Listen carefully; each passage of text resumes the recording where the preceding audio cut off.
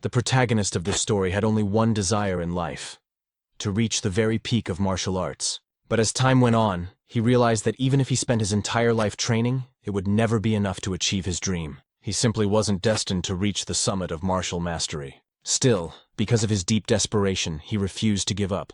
He decided to chase an ancient legend.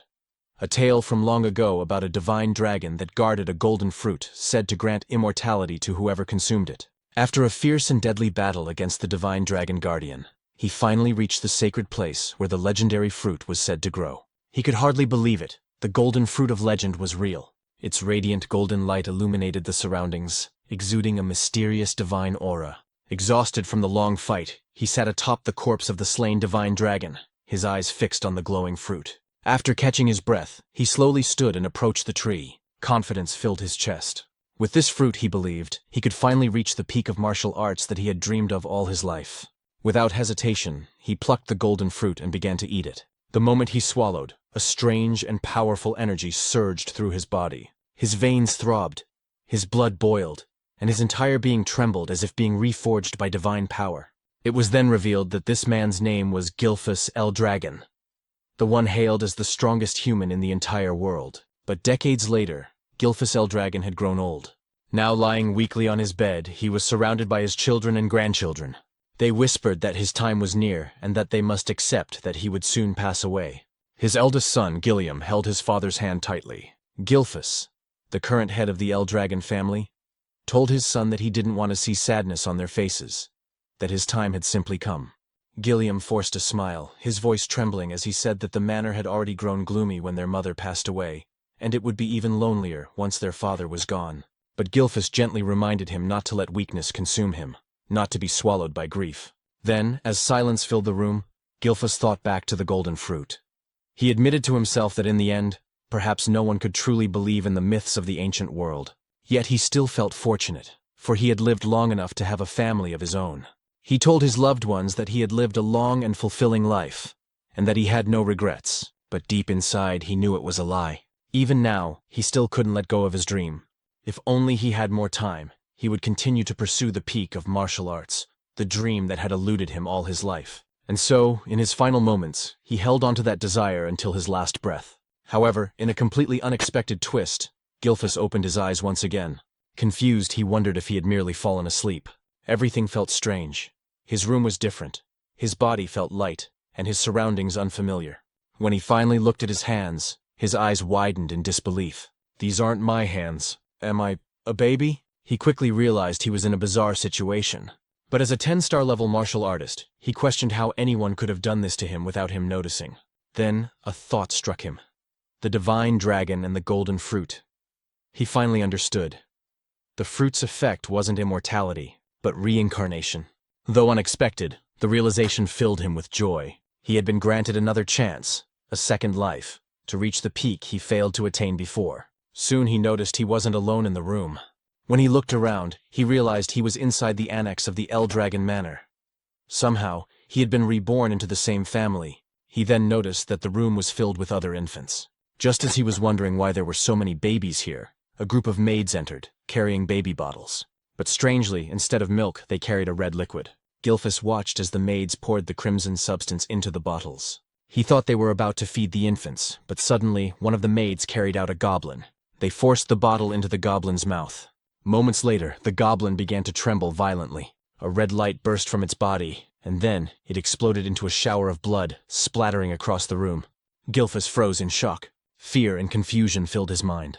What in the world is happening here? One of the maids calmly said that the mixture would be safe if they adjusted the right amount of water. As they began feeding the red liquid to the other infants, another maid picked up Gilfus himself. He looked at the bottle and immediately realized it wasn't milk. The energy coming from it was terrifyingly strong. He could sense that the liquid was dragon blood, and that it was far too dangerous for a newborn's fragile body. But before he could react, the maid pushed the bottle into his mouth. Instinctively, like any infant, he began to drink. Instantly, immense power surged through his veins. His small body trembled from the pain, but Gilfus recognized it. The blood of ancient dragons was coursing through him. He thought, this is dangerous, but maybe this is also an opportunity. At first, he considered stopping, but then he realized, if he could absorb this power, He might surpass even his former self. He might finally reach the true summit of martial arts. With fierce determination, he continued drinking the dragon's blood. His veins bulged, his body convulsed in agony, but his will remained unbroken. "Don't underestimate me," he thought. "I am Gilfus Eldragon." He repeated the words in his mind like a mantra, enduring the pain until miraculously, he overcame it. The maid stared in disbelief as he continued to drink, surviving what should have been a death sentence. Within his tiny body, two colossal dragon energies clashed violently, battling for dominance. When one finally overpowered the other, Gilfus could hardly believe how easily he had absorbed the power. When the two dragon forces finally merged within him, he realized this was the perfect opportunity. After finishing the last drop, he couldn't believe he had survived the overwhelming pain. His body hadn't exploded.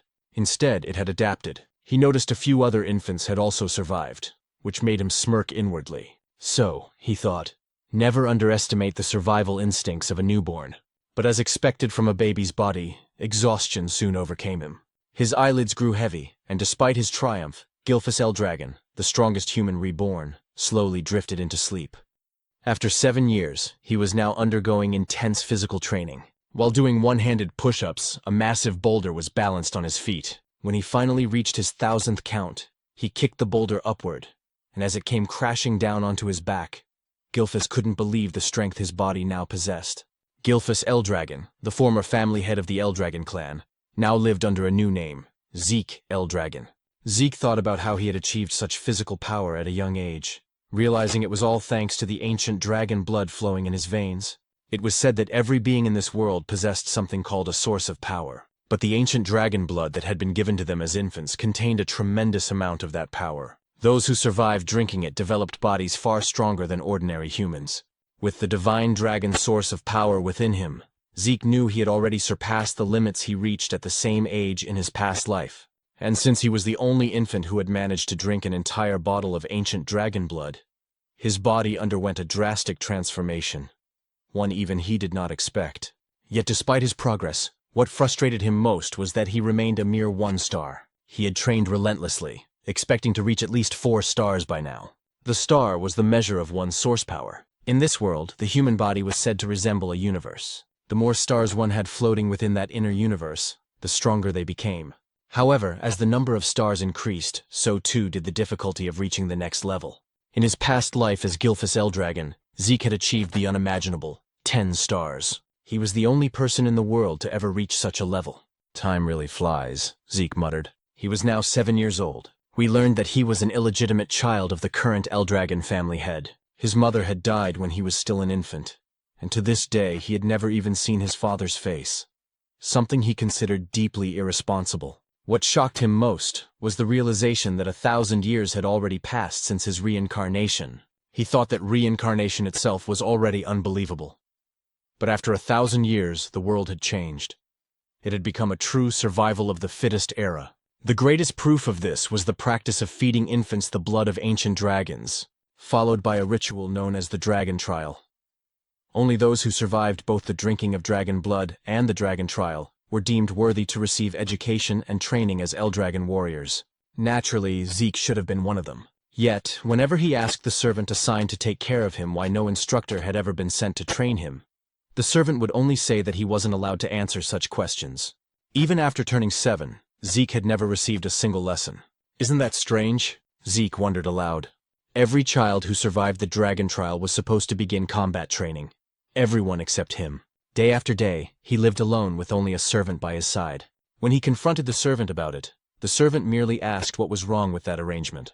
Zeke sighed and said that for now, conditioning his body was more important than combat training anyway. After all, he could teach himself if he wanted to.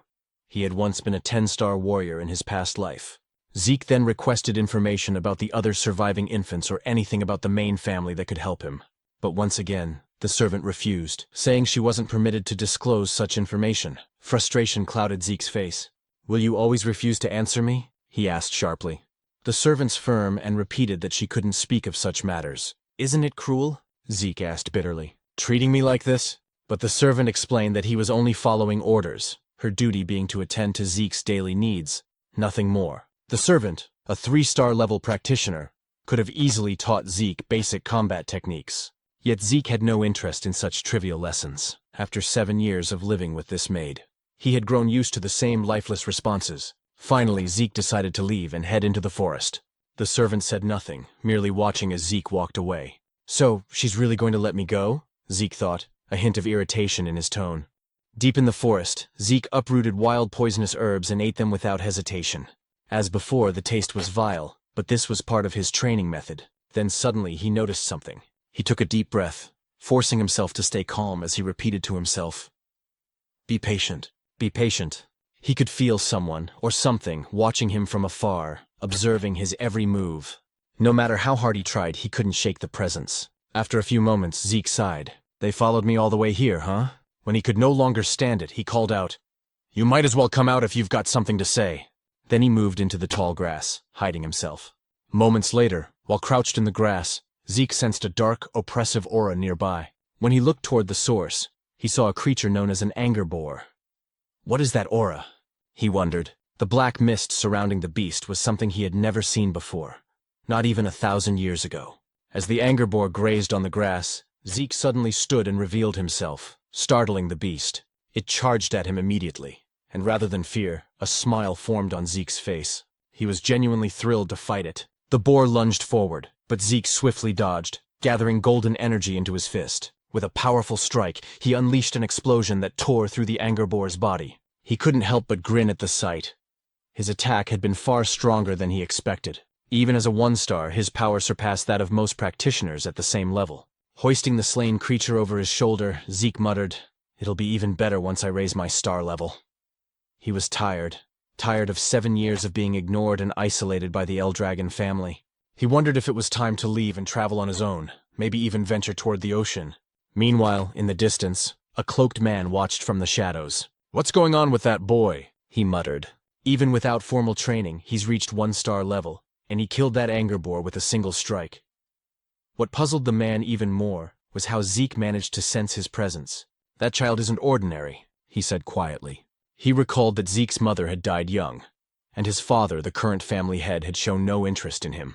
Without proper guidance, the boy shouldn't have grown this strong. Still, as the son, illegitimate or not, of the Eldragon head, Zeke was bound to remain under the clan's watch. That was why someone like him had been assigned to monitor the boy from the shadows. An illegitimate son, yet the blood of the family head runs through his veins, the man whispered. Could that be why he's so strong? Uncertain, he chuckled softly. That kid will be interesting to watch in the future. Then he disappeared into the darkness. Back at Zeke's home, the boy was packing his belongings, ready to set off on his journey. But suddenly, he sensed several powerful presences outside. 3 4-star practitioners and 1 5-star. What are they doing here? He thought, stepping quietly to the door to listen. From their conversation, he heard them talking about how fresh and clean the air was in such a remote place, and how peaceful it was since there were no nearby rifts. Hearing this, Zeke concluded that they weren't assassins. They didn't sound like bad people at all. Deciding to confront them directly, he opened his door and asked, "What business do you have here?" The group froze in surprise. Then Zeke noticed the emblem embroidered on their clothing, the mark of the Eldragon clan. "Eldragon?" he muttered under his breath, wondering what they wanted from him. The men quickly bowed. "It's an honor to finally meet you, young Master Zeke," their leader said. "We've been sent to escort you to the site of your examination." "Examination?" Zeke frowned in confusion. Annoyance flickered across his face. "They expect me to take an exam," he muttered, "even though they haven't taught me a damn thing yet."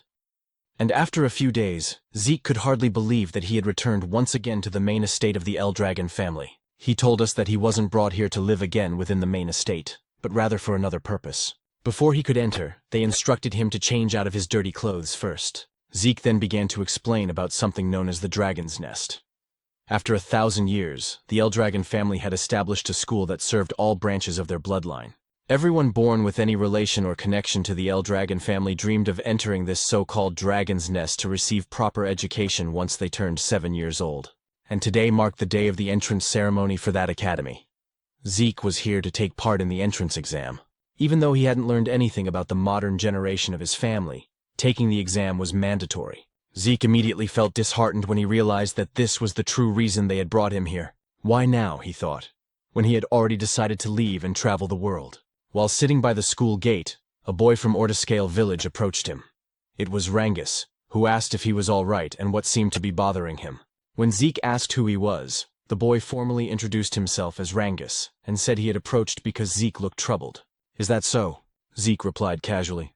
After observing the flow of energy in Rangus's body, Zeke quietly thought to himself that the boy seemed shy, but had an unusually strong sense of perception. Zeke then apologized for his situation, introducing himself in return, and admitting that his mind was in turmoil because he had no idea what they would be required to do in the exam. "Is that all?" said Rangus, feeling slightly nervous at the mention of the test. Still, he explained that the annual entrance exam for the Dragon's Nest didn't really change much. But when Zeke admitted he knew nothing about the exam, Rangus was shocked. Taking the test without any knowledge at all.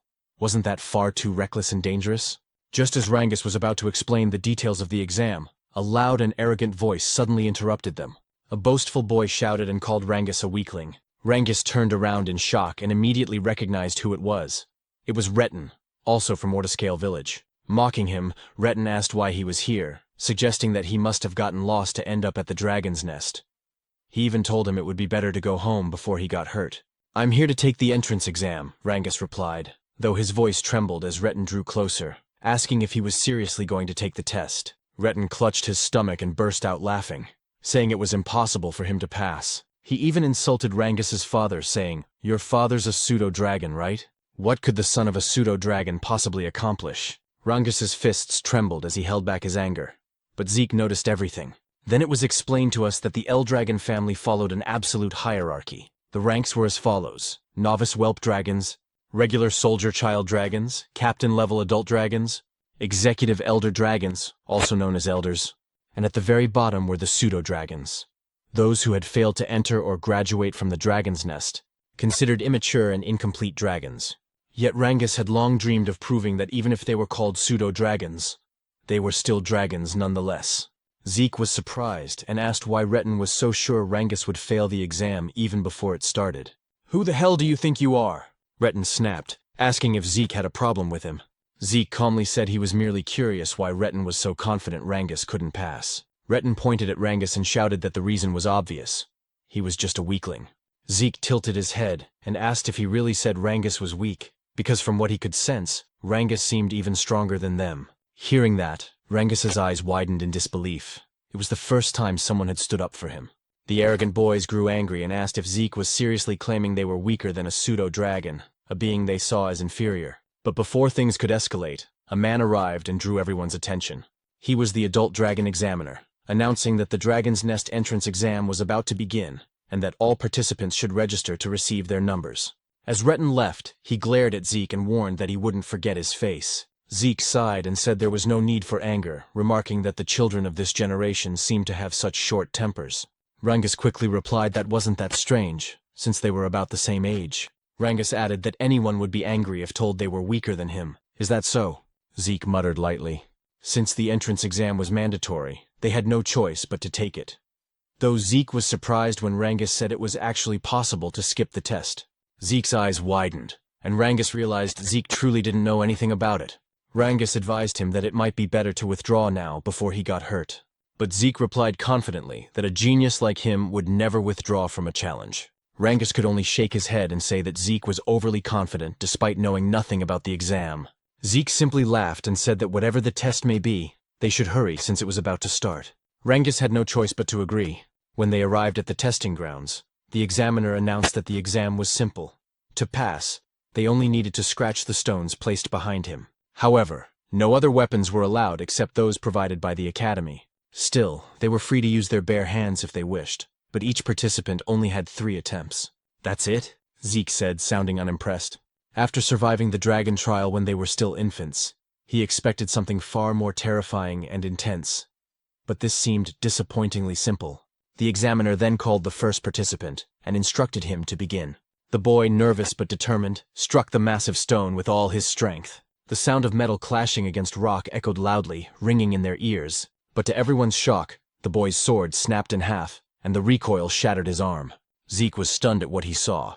As the boy writhed in pain, the examiner calmly said that he still had 2 remaining attempts, and asked if he wished to continue. But since the boy could no longer stand, the examiner declared him failed and ordered the others to clean up the area. As the injured participant was dragged away, the next number was called. Rangus trembled in fear at what he witnessed, while Zeke grew annoyed. "So this is what they call an exam?" he muttered.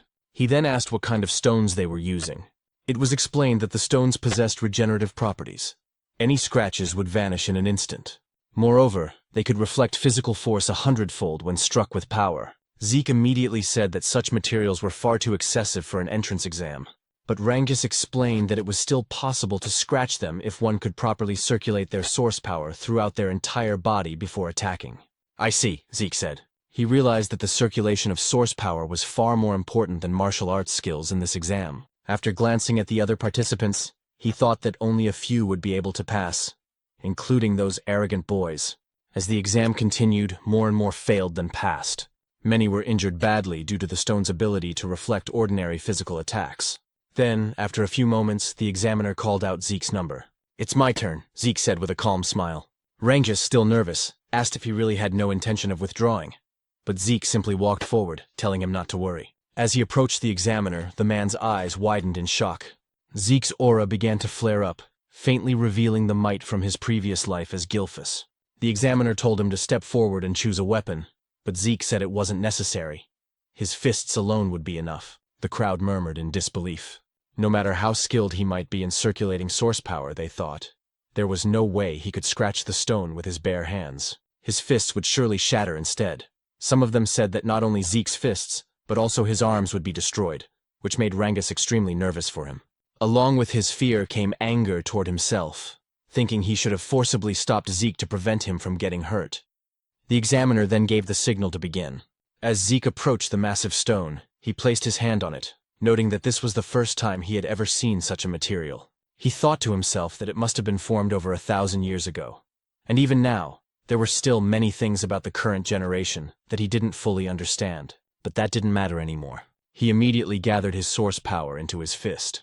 While Rangus trembled with anxiety about what might happen to Zeke, our protagonist was actually filled with excitement, because for the first time, he could use his full strength. He decided to use the mysterious stone to measure his current power.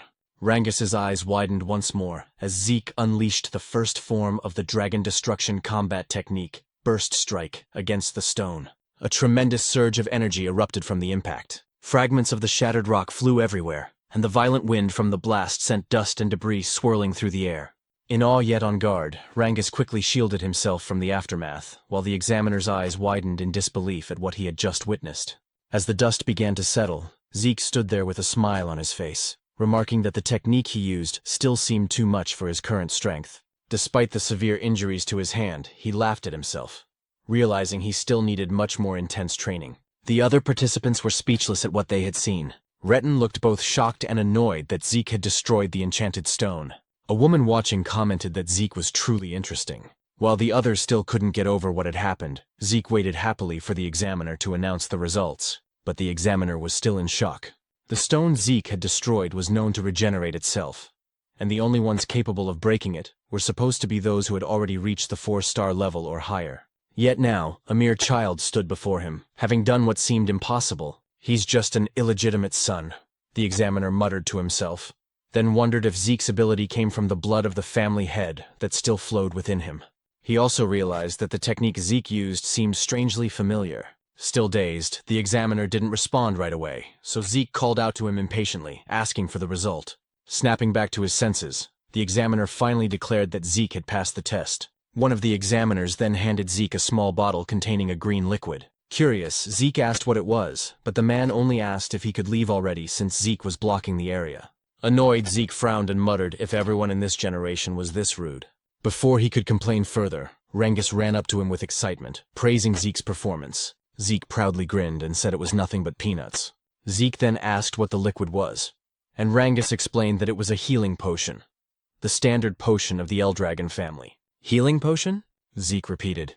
Rangus confirmed it, but since Zeke was an illegitimate son of the family, he suspected it might be poison. However, since Rangus had vouched for it, he wondered if it might actually be a spiritual medicine. The elixir, known as Cloud-Piercing Clarity Wood, was made from extremely rare materials, herbs found only in secret realms, along with the pure source power of divine beasts and the essence of elusive phantom beasts. When used, it could heal not only fresh wounds but also old scars and injuries. On top of that, it could enhance one's source power. Because the ingredients were so rare and the process so complex, such elixirs were rarely seen. After drinking it, Zeke was amazed by its immediate effect on his body. "Is this really a spirit medicine?" he asked Rangus. Rangus replied that he didn't know what spirit medicine meant, but he was certain that the Eldragon family's potions were of far higher quality than any commercial ones outside their domain. Rangus then asked if the potion's effect surprised Zeke that much. "Of course," Zeke said, explaining that it healed both his serious injuries and the strain from his training. Still, he noticed that unlike spirit medicine, it didn't seem to boost his source power. Rangus, on the other hand, said he was even more amazed by Zeke himself, to which Zeke chuckled and told him not to joke. Zeke thought to himself that the potion's existence showed how far knowledge had advanced over the last 1,000 years. Rangus praised Zeke's strength again, and Zeke declared that his dream was to become the strongest of all. Soon, the examiner announced that Retin had also passed the test, as well as his companions. Zeke expected as much, but then Rangus trembled nervously when his number was called. Despite his fear, he gathered his courage and walked to the front. Watching his stiff movements, Zeke wondered why Rangus was so nervous, then shouted to encourage him, telling him to trust himself. Embarrassed, Rangus asked him to lower his voice. When Rangus chose a sword as his weapon, Zeke watched closely, wondering what he was doing. Once the examiner gave the signal, Rangus attacked the stone, but as he expected, he failed on his first try. Determined, he stood again for another attempt, but his strike bounced off the stone, causing him to lose his balance and fall. His hands trembled from the stone's reflective ability. Retin and his group burst into laughter, saying it was just as they expected. The son of a pseudo-dragon was nothing more than a pseudo-dragon himself. They mocked him, telling him to give up. Retin even sneered at Zeke, asking if this was the same man he claimed could pass, and if Rangus was truly stronger than them. Zeke stayed silent for a moment, then told them to stop spouting nonsense. The examiner informed Rangus that he only had one attempt left, and asked if he still wanted to continue. Rangus couldn't answer. Overwhelmed by embarrassment and the ridicule of others, he lowered his head. But then Zeke walked up to him and asked what he was doing. He questioned why Rangus was using a sword instead of a spear, why he would choose a weapon that didn't suit him, and why he would take a test without any plan at all. Retin watched mockingly as Zeke told Rangus that in his current condition, he wouldn't even scratch the stone no matter how many times he tried. Retin and his group laughed again, calling Zeke an idiot, reminding him that Rangus knew nothing about using a spear. His weak father only ever taught him swordsmanship, they said, and switching weapons now wouldn't change the outcome. But Zeke ignored their jeers and called out to the examiner, asking if it was against the rules to change weapons. The examiner said it wasn't. "Then Rangus is lucky," Zeke said with a grin. He turned to Rangus and asked if he trusted him. Memories of all the humiliation he and his father had suffered flashed through Rangus's mind. Gritting his teeth, he stood tall and said he would trust Zeke. He would fight with a spear just as Zeke told him to. Rangus told us that his father never managed to enter the dragon's nest. Because of that, people called him a pseudo-dragon and laughed at him. But despite all the humiliation, his father endured everything just to raise Rangus properly. That's why Rangus swore to prove to everyone that he, Rangus, the son raised with care by his father, is also a true dragon. He stood up once more, gripping the spear tightly in his hands, and declared that today, he would prove that neither he nor his father were fake dragons. He also realized that if he tried again with a sword, the result would only be the same as before. So this time he decided to trust Zeke completely. The only problem was that he didn't know how to use a spear. Zeke called out to him, and as he pointed toward the enchanted stone, he told Rangus that there was nothing else he needed to do. Just thrust the spear straight into the stone without thinking about anything else. Just pierce it straight through, Zeke said firmly. Rangus tightened his grip on the spear. He knew that under normal circumstances, stabbing the stone directly wouldn't cause even the slightest damage, especially since it had a strong regeneration element. But Zeke was the first person to ever stand up for him, even though they had just met that very day. It was something new and unfamiliar to him, but because of that, he chose to place his full trust in Zeke and believe in his own strength this time. He gathered his source power into the spear and immediately noticed something strange. For years, he had wielded a sword, yet he had never managed to wrap it in this much source energy, something he was now effortlessly doing with the spear. With a determined shout, Rangus unleashed his full power and struck the stone with everything he had. Retin nearly died laughing, saying exactly what he had predicted, that changing weapons wouldn't help him pass the test. But Rangus didn't stop. He felt something different, something powerful. The spear in his hands felt like an extension of his own body. Then, as he drove the weapon forward with all his strength, The spear pierced through the enchanted stone completely. The shock on Retten's face and those of his companions was priceless. Even the examiners couldn't hide their astonishment, delighted by what they had just witnessed. Rangus hadn't just scratched the stone. He had pierced straight through it. Zeke immediately praised him, while Rangus himself could hardly believe what he'd done. Even after the examiner officially declared that he had passed, Rangus still asked in disbelief if he had really succeeded. Zeke smiled, wrapped an arm around his shoulder, and confirmed it. Overwhelmed with joy, Rangus nearly cried as he hugged Zeke tightly, shouting over and over that he had done it, that he had passed the test. Retten's group, however, refused to believe it. They called it luck, but Retten himself stayed silent, shaking with rage. He couldn't accept that, just as Zeke had said, Rangus was actually stronger than them, and that his result was far better. The examiner then announced that the test had officially ended. Afterward, he declared that the entrance ceremony would begin shortly.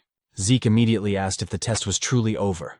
Rangus replied that it seemed so, but added that there would probably be more tests once they entered the dragon's nest.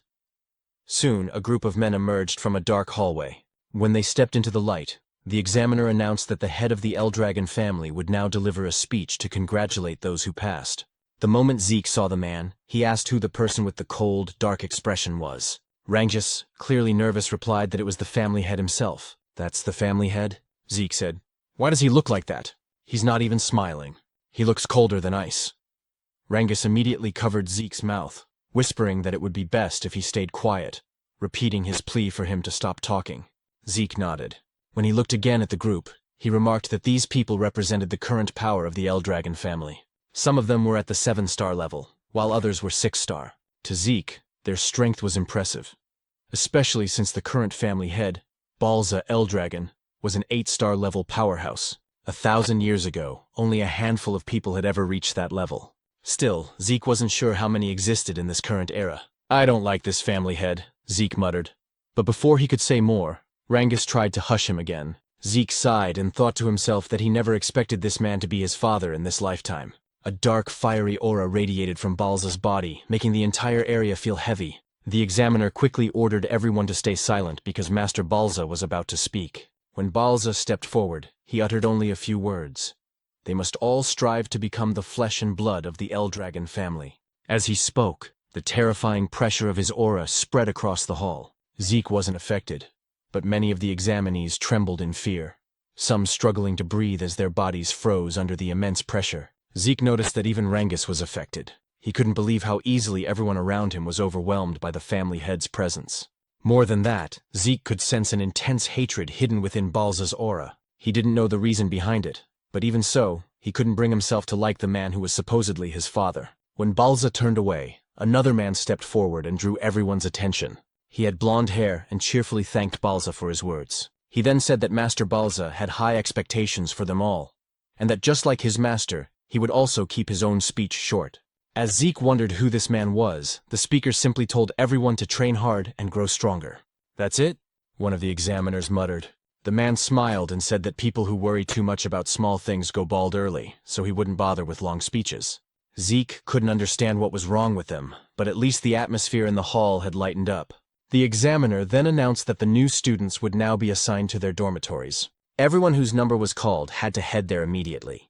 Zeke asked if they wouldn't all be staying in the same dormitory, and Rangus explained that there were 4 East, West, South, and North dorms. Every student accepted into the academy was allowed to live in one of those 4 halls. When Zeke's number was called, he stood up and waved goodbye to Rangus. He was assigned to the East Hall. As he walked through the corridor, he commented that a lot had changed in this place over the past 1,000 years. After finding his room, he said that he must have gotten lost since it took him a while to arrive, and his roommate had probably gotten there first. When he opened the door, he cheerfully greeted his new roommate and apologized for being late. He then said that from today on, they'd be sharing the same room. But to his surprise, his new roommate turned out to be none other than Rangus himself. Zeke couldn't help but laugh, saying it seemed like fate kept linking them together. He asked if there was anything else scheduled for the day, and Rangus confirmed that their training would start tomorrow. "Is that so?" Zeke said casually, prompting Rangus to ask if he hadn't listened to the examiner's earlier explanation. Zeke admitted that he hadn't, on purpose. Rangus sighed and said they should get some rest early, since training would begin the next day. As Zeke gazed out the window, he thought about his plan to escape from the Eldragon family and travel the world. But after what he'd learned about the enchanted stone with regenerative properties and the healing potion, he realized he had discovered many interesting things during the exam. If he truly wanted to understand all the changes that had taken place over the past 1,000 years, he thought, then maybe staying with the Eldragon family for a while wouldn't be such a bad idea after all. A month passed at the academy, and their training continued to grow harsher. Holding heavy dumbbells in both hands, the instructor explained that the dragon's breath he was teaching them was one of the most important techniques ever created by the 15th Eldragon family head. After reminding them that they had to master the technique under any condition, the instructor's attention was drawn to a few students. Some of them, he noticed, had already mastered Dragon's Breath, especially the young woman he called Master Lika. Her overflowing energy suggested that she was close to reaching the 2-star level. But aside from her, one other student caught his eye, and he could hardly believe what he was seeing. Zeke was training while not only holding the dumbbells but also balancing large stones on his head and arms. The instructor stared in disbelief and muttered to himself that the blood of the family head truly ran in Zeke's veins. However, it was said that no one had ever taught Zeke anything since he was a child, which is why everything he was witnessing now felt unfamiliar to him. Zeke, on the other hand, couldn't believe that the technique he once called the Dragon King's breathing technique had been further developed by the succeeding family heads, and that it was now being taught to other branches of the family as well. According to Zeke, breathing techniques were methods that gathered the source power from the surroundings into the body. Once circulated, this source power would strengthen a person's own inner energy. The effectiveness of such techniques depended on an individual's ability and intellect. That was why the great families of this world kept their techniques secret, never allowing them to be learned by outsiders or those not belonging to their bloodline. Zeke also realized that the Dragon's Breath was a safe and simple technique, easy enough to master, but it was useless to him if it could only be used while resting. His own version of the breathing technique allowed him to manipulate the surrounding source power even while moving. Because of that, it was far more complex and powerful in actual combat, but also much harder to learn. Only a few had ever mastered it. He thought the current generation must have simplified his original version, so that even the family's branch members could learn it, and that decision had clearly helped strengthen the Eldragon family. Zeke couldn't help but feel a strange satisfaction. He never imagined that the techniques he had discovered long ago would still have an impact after 1,000 years. It made him wonder if the other martial arts techniques he created had also evolved over time. Interesting, he muttered to himself, amused by the thought. Lika, meanwhile, quietly observed Zeke from a distance. Later, in the cafeteria, the other students were astonished by how much food Zeke was eating. As he continued devouring his meal, he noticed Rangus sitting silently across from him. "What's wrong?" Zeke asked. "You won't get strong if you don't eat." Rangus simply asked if Zeke didn't find his stamina strange. "That's it?" Zeke replied. "You just need to eat more if you want to get stronger. Train harder. Push yourself." He even offered some of his food to Rangus, but the latter politely declined, saying he'd had enough. As Zeke thought about how some of the students were already well trained even before entering the academy, a girl suddenly approached them. "You're quite impressive," Lika said, her tone calm yet confident. Zeke blinked. "And who are you supposed to be?" he asked casually. Rangus immediately choked on his food, whispering nervously, "You don't know who she is? That's Master Lika, the daughter of the family head, Lord Balza." "Oh," Zeke said indifferently. "What do you want me to do about that?" "I don't know her." Rangus began sweating profusely. "You can't talk like that. Master Lika is one of the candidates to become the next family head. She's not someone you can just speak to casually." "Is that so?" Zeke replied. "Well, I'm a family head's child too." "An illegitimate one, though?" Rangus froze in shock while Lika looked at him curiously. "Is that true?" she asked. "You're really the family head's illegitimate son?" The narrator's voice continued. Lika Typhona Eldragon, one of the candidates to inherit the Eldragon family, was now standing before Zeke herself. "Why would I lie about that?" Zeke said, shrugging.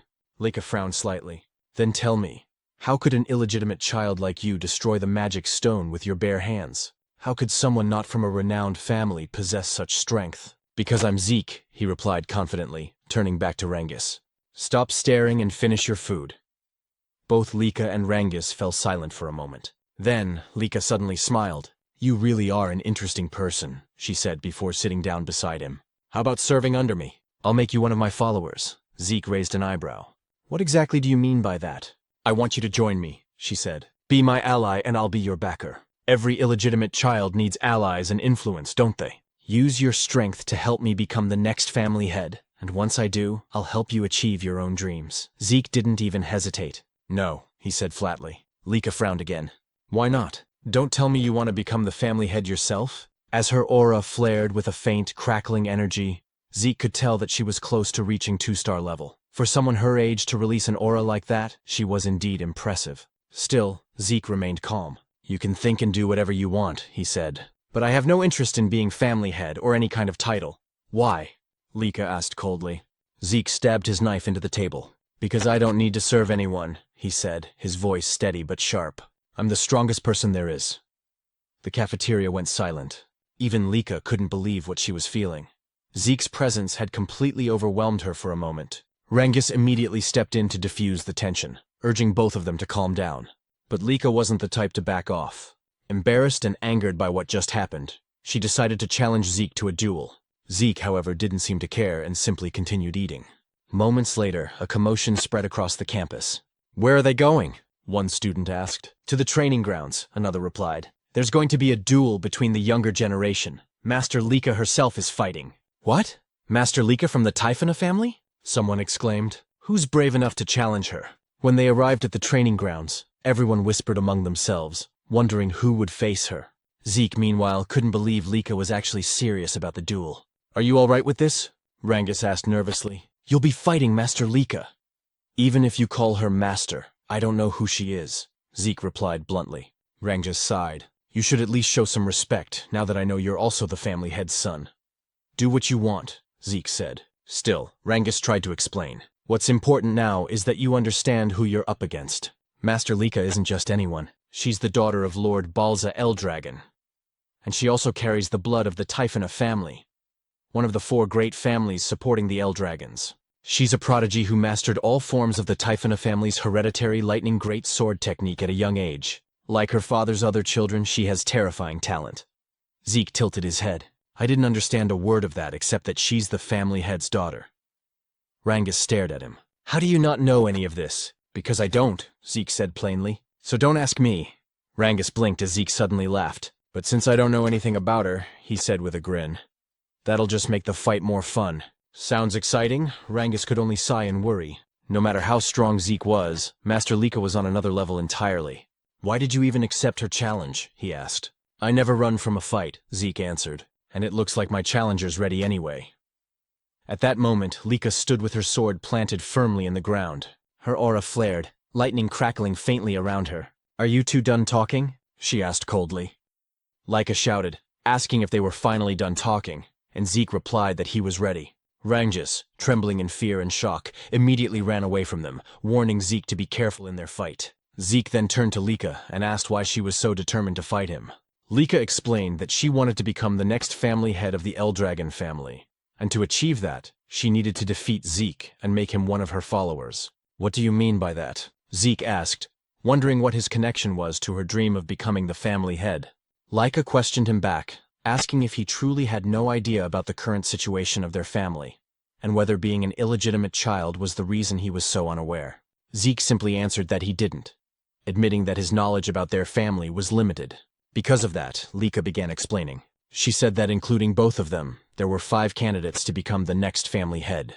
Except for Zeke, all of her siblings were connected to the 4 major branch families of the Eldragon clan. The position of family head was so important that it became a source of conflict among those branches. For that reason, all of Zeke's siblings had entered the Dragon's Nest to study and represent their respective families. Since the fight for succession had turned into a fierce competition, Lika needed strong allies to stand against her older brothers. Zeke quickly understood that this was a power struggle between the 4 main branches of the Eldragon family. He found it all too complicated, and wasn't even sure if he wanted to understand it. Lika then continued, saying that as one of the candidates for family head, she needed to strengthen not only her knowledge and power, but also her influence by gathering strong followers. Without another word, she charged straight towards Zeke, declaring that she would defeat him right then and there to make him one of her subordinates. But Zeke easily dodged her powerful strike, as well as the flurry of attacks that followed. Still, Lika refused to let him escape. The onlookers couldn't believe what they were seeing. The speed of their movements was incredible. Lika's attacks, despite her heavy greatsword, flowed so smoothly and rapidly that it seemed almost effortless. As they watched the battle between the siblings, The crowd began to murmur about Lika's precise control over her source power, noting how her strikes were becoming faster and stronger over time. They could only marvel at the power of a true daughter of the family head from one of the main branches. Some even said the fight's result was already obvious. What they didn't know, however, was that Lika herself was growing increasingly frustrated. She couldn't understand how Zeke kept dodging every single one of her attacks, or why it felt like he was simply toying with her. Rangjus, who was watching from a distance, couldn't help but be amazed, his earlier worries fading away as he saw Zeke's calm movements. Zeke then remarked that the martial arts Lika was using were unlike anything he had seen before. He admitted that her movements were far faster than those of any ordinary one-star level fighter. But Lika, irritated, shouted for him to stop talking and focus on their fight. Zeke clenched his fist and said he was already focused, and that was exactly why he could unleash such a powerful strike so easily. His punch landed squarely, and Lika immediately gagged from the force. She fell to her knees, gripping her sword and stomach in pain. The spectators gasped and began whispering among themselves, wondering how Zeke managed to avoid all of Lika's attacks and who this mysterious boy truly was. As Lika struggled to stand, she asked why none of her strikes could land. Compared to other one-star fighters, she knew she was much faster. So logically, Zeke shouldn't be able to keep up. Zeke admitted that she was indeed faster than any one-star he had ever seen. But in his eyes, she was still just a one-star. "You're a one-star too," Lika snapped, saying that Zeke shouldn't be able to match her speed and movements. "There's a simple reason for that," Zeke replied. "Your breathing, the movement of your eyes, even the shift of your muscles. I can read them all. By observing these small details, I can predict your next move. It's all based on experience."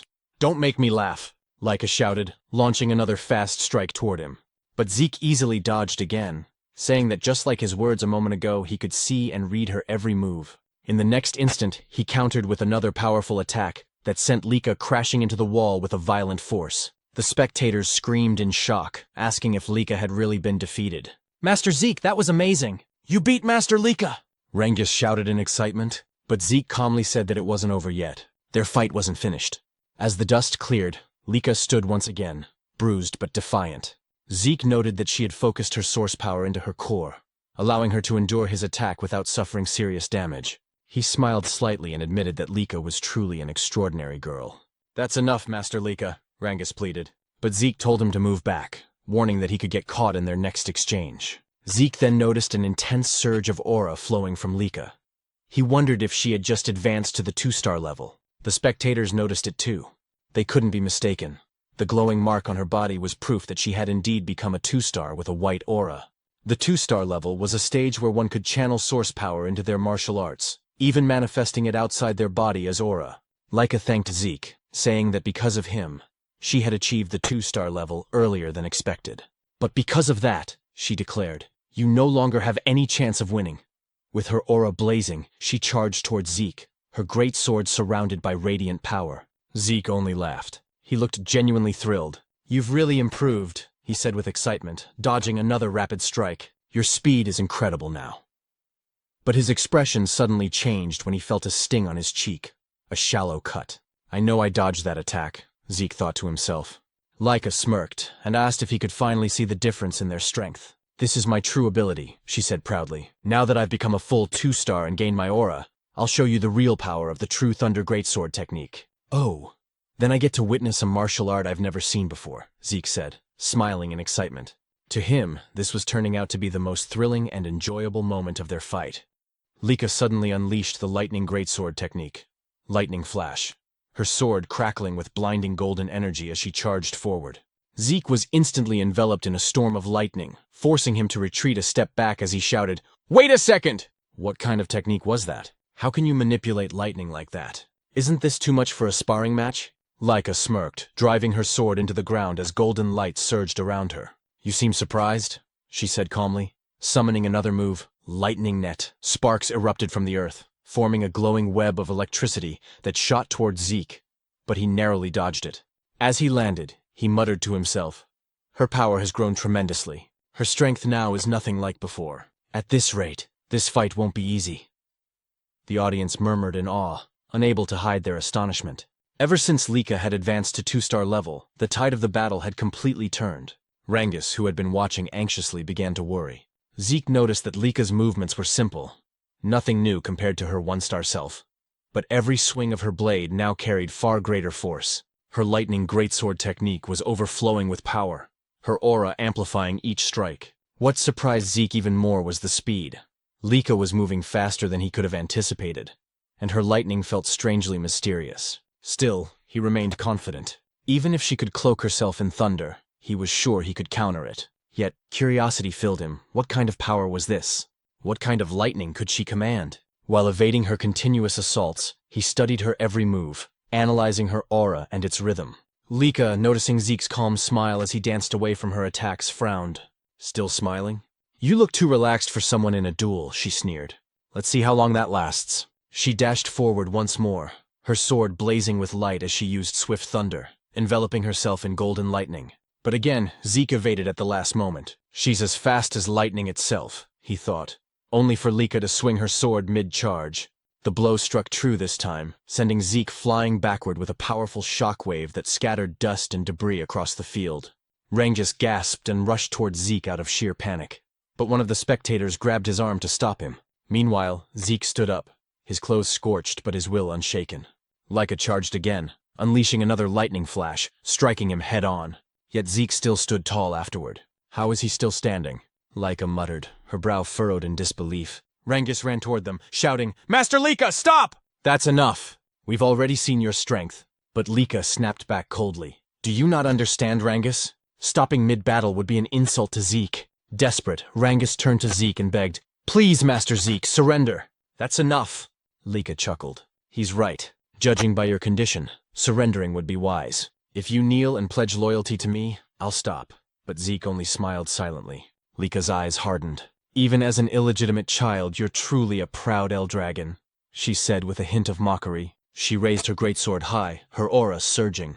"If that's what you want, then I'll use my full strength to end this." Lightning roared from the heavens as Lika summoned her first secret art, Heaven's Thunder. A colossal surge of golden energy descended, shattering the stones beneath Zeke's feet. Thunderbolts struck his body in a storm of divine fury. Rangus cried out in terror, watching his friend's body engulfed by golden lightning, smoke rising from his charred form.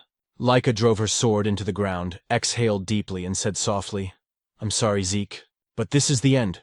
But then, a voice echoed through the crackling air. "Is that so?" In an instant, a brilliant golden lightning aura exploded skyward. Lika's eyes widened in shock as she turned around. "Impossible. How can this be? How do you have a lightning aura?" she stammered. Zeke stood, smiling calmly as golden arcs danced across his skin. "So this is what you call lightning aura," he said casually. "If you're asking how I got it, I honestly don't know." His tone was calm, but his words sent ripples through the crowd. "Impossible," Lika whispered, unable to believe what she was seeing. Zeke smirked. "Truth is, I let you hit me on purpose. I wanted to study your lightning, how it flows, how it behaves. And somehow I learned to use it myself." "That's absurd," Lika snapped. Inwardly, Zeke explained to himself that he had deliberately taken Lika's attacks because her lightning intrigued him.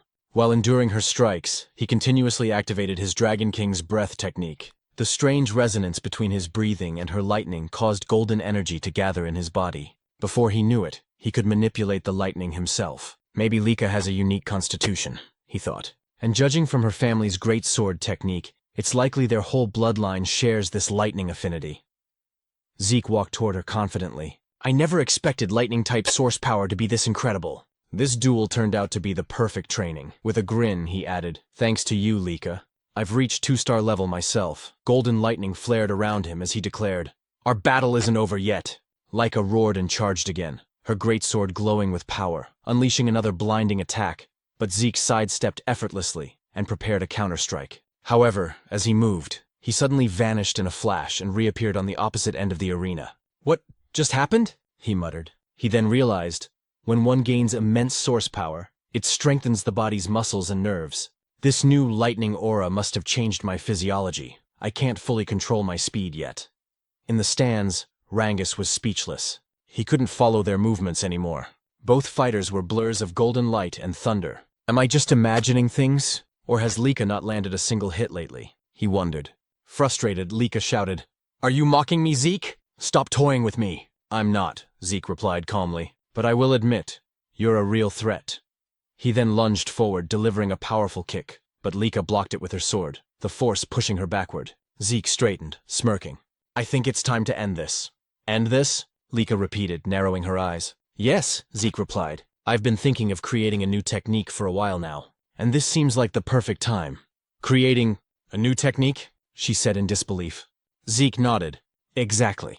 He paused for a moment, then murmured, should I call it a first form, or maybe a special form? Lika blinked, confused. Did he even receive proper combat training? From which family could he have learned that? She wondered, her thoughts spinning. Before she could react, Zeke appeared beside her in a flash, lightning surging in his hand. Dragon Destruction Combat Arts, Special Form, Lightning Peak, he shouted. The attack struck her directly, wrapping her in a fierce storm of golden thunder. Her body trembled violently, her sword slipping from her grasp as she fell to her knees before him, electricity still crackling around her. The arena fell silent. Rangus and the others stared in disbelief. Zeke had won. Lika, lying on the ground, exhaled shakily. After a few moments, she forced herself to sit up, trembling. I can't believe I lost. I was supposed to become the next family head. I can't lose. Not to anyone, she thought bitterly. Zeke approached her, offering his hand. You were amazing, Lika. Truly strong, he said sincerely. It's always exciting to learn something new. This fight was worth it. Smiling warmly, he added, it'd be boring if this was the last time we fought. Let's have another sparring match sometime. Lika froze, her cheeks turning red as she stared at his outstretched hand. Despite her defeat, she had a feint of happiness on her face. Perhaps out of pride, or perhaps for the first time, admiration. Once again, Zeke said that they should have another sparring match soon. With a confident smile, he added that he couldn't wait for their next bout. Lika, though a bit shy, extended her hand toward him, admitting that she was no match for him, and that she willingly accepted her defeat. Meanwhile, several hours later, deep inside a dimensional rift, Balza Eldragon, the father of Lika and Zeke, and the current head of the Eldragon family, stood surrounded by countless strange and feral monsters. As the creatures charged toward him, Balza's eyes began to glow with an intense light. Releasing a crushing wave of aura and dragon pressure, he instantly froze every creature in place. Drawing his sword, Balza invoked the first form, Genesis, of the Dragon Destruction Combat Arts. With a single, fluid swing, all the monsters around him were cleaved cleanly in half. As he sheathed his sword, the Eldragon family soldiers rushed forward to finish off any remaining monsters that might have survived their master's strike. Balza turned toward the exit of the rift, but before he could leave, one of the soldiers called out to him, saying that he had an important report. Balza stopped walking and asked what it was about. The soldier informed him that Lady Lika had reached the 2-star level. Upon hearing this, Balza froze mid-step. His glowing eyes flickered, and his response came out cold and detached. So what of it? The soldier, clearly nervous, explained that reaching the 2-star level at only 7 years old was an extraordinary achievement. He added that with Lika's talent, once she graduated from Dragon's Nest, she would likely reach the 4-star level, or perhaps even the 5-star level. Balza's reply was chilling. Talent means nothing. The next time you report to me, I expect to hear how she can be of use to us. If all you bring are worthless updates like this, you'd better leave my sight. The soldier fell silent as Balza continued toward the rift's exit. But before he could step through, the soldier quickly added that Lika had recently lost in a sparring match. Balza stopped abruptly and turned his head slightly, his expression unreadable. Did she lose to one of her brothers? He asked. The soldier shook his head. No, master. She was defeated by someone her own age. By Lord Zeke. Zeke? Balza repeated, his voice low. The son of that woman? Memories surfaced, of a humble maid, Zeke's mother. That woman truly was gifted in battle, he muttered. But she died after giving birth to the boy. He turned fully to face the soldier, his tone sharp. Tell me, who could have possibly trained Zeke to defeat a 2-star cultivator? The soldier hesitated before answering. No one, master. Lord Zeke has never received formal training. He defeated Lady Lika through his own strength and skill alone. In fact, he too has already reached the 2-star level. I see, Balza said flatly. Then, turning his back once more, he declared, Begin the first trial. The soldier was visibly startled. Master Balza, forgive my intrusion, but isn't it too soon for the first trial? It's only been a month since the students began their combat training. Most of them haven't even reached the 1-star level yet. Balza cut him off. I do not care. Death chooses no timing, no level, no favorites. Only the strong deserve to survive. Star levels mean nothing if they can't endure the first trial. Those who fail aren't worthy of the Eldragon name. Yes, master, the soldier replied quickly. But then Balza added, Also summon Freya. Tell her to return immediately. The soldier's eyes widened in disbelief. Freya. Master, do you mean that Freya? Balza nodded. Indeed. If Zeke could defeat Lika using only his own strength, then he's far more intriguing than I expected. I want Freya to design and supervise the first trial herself, and I expect her to personally observe every participant. The soldier bowed deeply. As you command, Master Balza. For the first time in a long while, a faint smile appeared on Balza's lips. A rare, almost warm expression flickered across his face as he said softly, "He's the most interesting one of all." The next day at Dragon's Nest, the students continued their combat training under Rangus. Zeke, however, was off to the side, practicing his breathing technique. Sitting in a wall-sit position, he balanced a massive boulder on his head while holding dumbbells in both hands. His unwavering focus drew the attention of Rangus and the others, who couldn't help but watch him in silence. With his eyes closed, Zeke contemplated the technique they were studying. The Strike Dragon combat arts. As he recalled, this technique was originally created by the 15th family head. Though labeled as a combat art, it was in truth a body enhancement method. Simple, yet well constructed, allowing even young cultivators to grasp it. Rangus called out, "Zeke, aren't you going to train?" Zeke opened one eye. "What do you mean?" "I mean combat training," Rangus clarified. "We're practicing the Strike Dragon combat arts." "I already learned that," Zeke replied casually. Rangus was stunned. "What? But it was only taught to us this morning. How could you have mastered it already?" "Because I'm me," Zeke said with a smirk. "But what's more important right now is that your source power is flowing incorrectly." "My what?" Rangus asked, confused. Zeke set down the heavy boulder from his head and told Rangus to turn around. Placing his hand on Rangus' back, Zeke channeled his aura through Rangus's body, correcting the flow of energy. "There," he said. "That's how your aura should circulate." Rangus turned to face him, grateful. "You've really mastered the Strike Dragon combat arts, haven't you?" "That's incredible!" Zeke frowned playfully. "Are you doubting me? What kind of friend are you?" "No, not at all," Rangus quickly said. "It's just, aside from my father, no one's ever taught me like that before. That's why I want to learn everything I can. You, Lord Zeke, already have your own martial arts, strong enough to defeat Lady Lika. I just thought the Strike Dragon combat arts might be too simple and boring for someone like you." "It's not boring," Zeke replied. "Actually, I admire its stability. It reminds me of my own Dragon Destruction combat arts, though my children never liked that technique. They said it was too difficult and complicated." The Dragon Destruction combat arts was indeed a complex and demanding technique, but it possessed immense power. It consisted of 4 main forms, and during his battle with Lika, Zeke had created a 5th. Beyond that, there was even a secret, its final form, a terrifying and destructive ability, the same one he had once used to slay the divine dragon in his past life. He wondered silently how his descendants had handled his other dragon techniques over time. Perhaps they had modified them. The thought only made him more excited. "Anyway," he said, "since I've already mastered the Strike Dragon combat arts, I'll continue with my physical training." He smiled faintly. Everyone has their own way of learning techniques. But before he could continue, Rangus suddenly shouted his name. "Zeke, please, teach me. I know it's a shameless request, but I want to get stronger, even just a little." Zeke looked at him for a moment, then nodded. "All right, I'll teach you." Rangus blinked in surprise. "Wait, you mean it? You'll really teach me?" "Of course," Zeke replied. "Why do you look so surprised? You were the one who asked. I just didn't think you'd agree so easily," Rangus said sheepishly. "I'm not lying," Zeke said, "and I know you're worth teaching." Just then, Lika approached them. Though hesitant, she spoke up. "Zeke, I'd like you to teach me too." Rangus turned to her, startled. "You too, Lady Lika? Is there a problem?" she asked calmly. "Honestly, I used to think that no one my age could defeat me. As a candidate to become the next head of the Eldragon family, I was confident in my power. But yesterday's match, it shattered my pride. I still don't know how you managed to use Lightning Aura, or how you wield it even better than I do." Zeke sighed. "So now this is my fault?" he muttered half-jokingly. Determined, Lika continued. "I want to become stronger. Strong enough to defeat our older brothers. And you as well, Zeke. Please.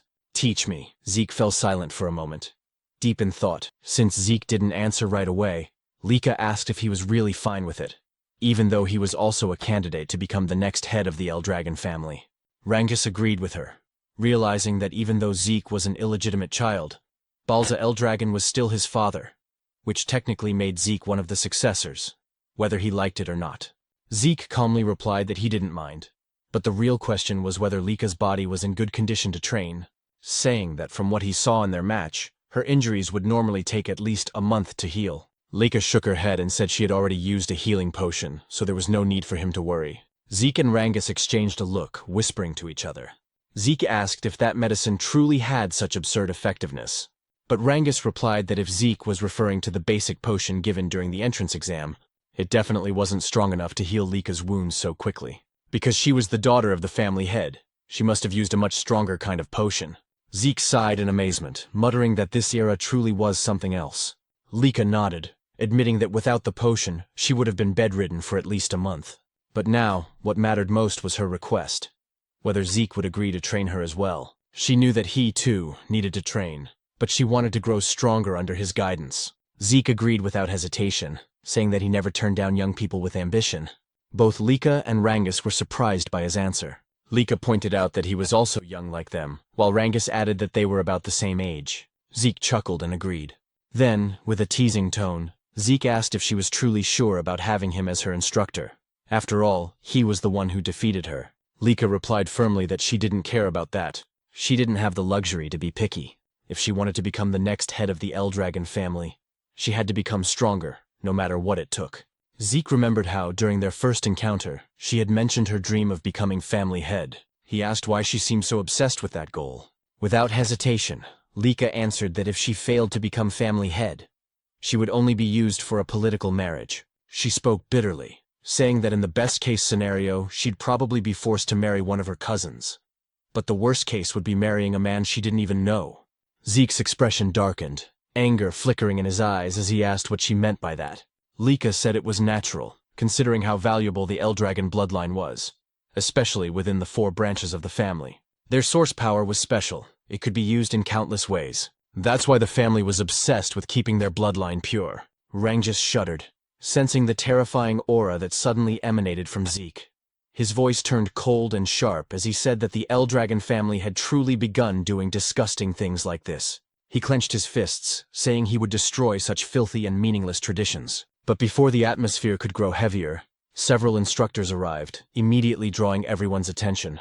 Lika blinked in surprise, wondering why they had come, while Zeke muttered that the timing couldn't be worse. He worried that they might have overheard what he just said.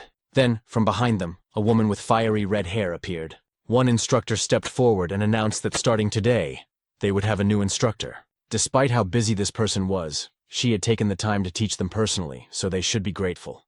As the red-haired woman approached, she reached out her hand toward Lika and asked if she was Lady Lika. Feeling a wave of danger, Lika instinctively leaped backward. Zeke stepped forward protectively, while Rangus grabbed onto his arm in fear.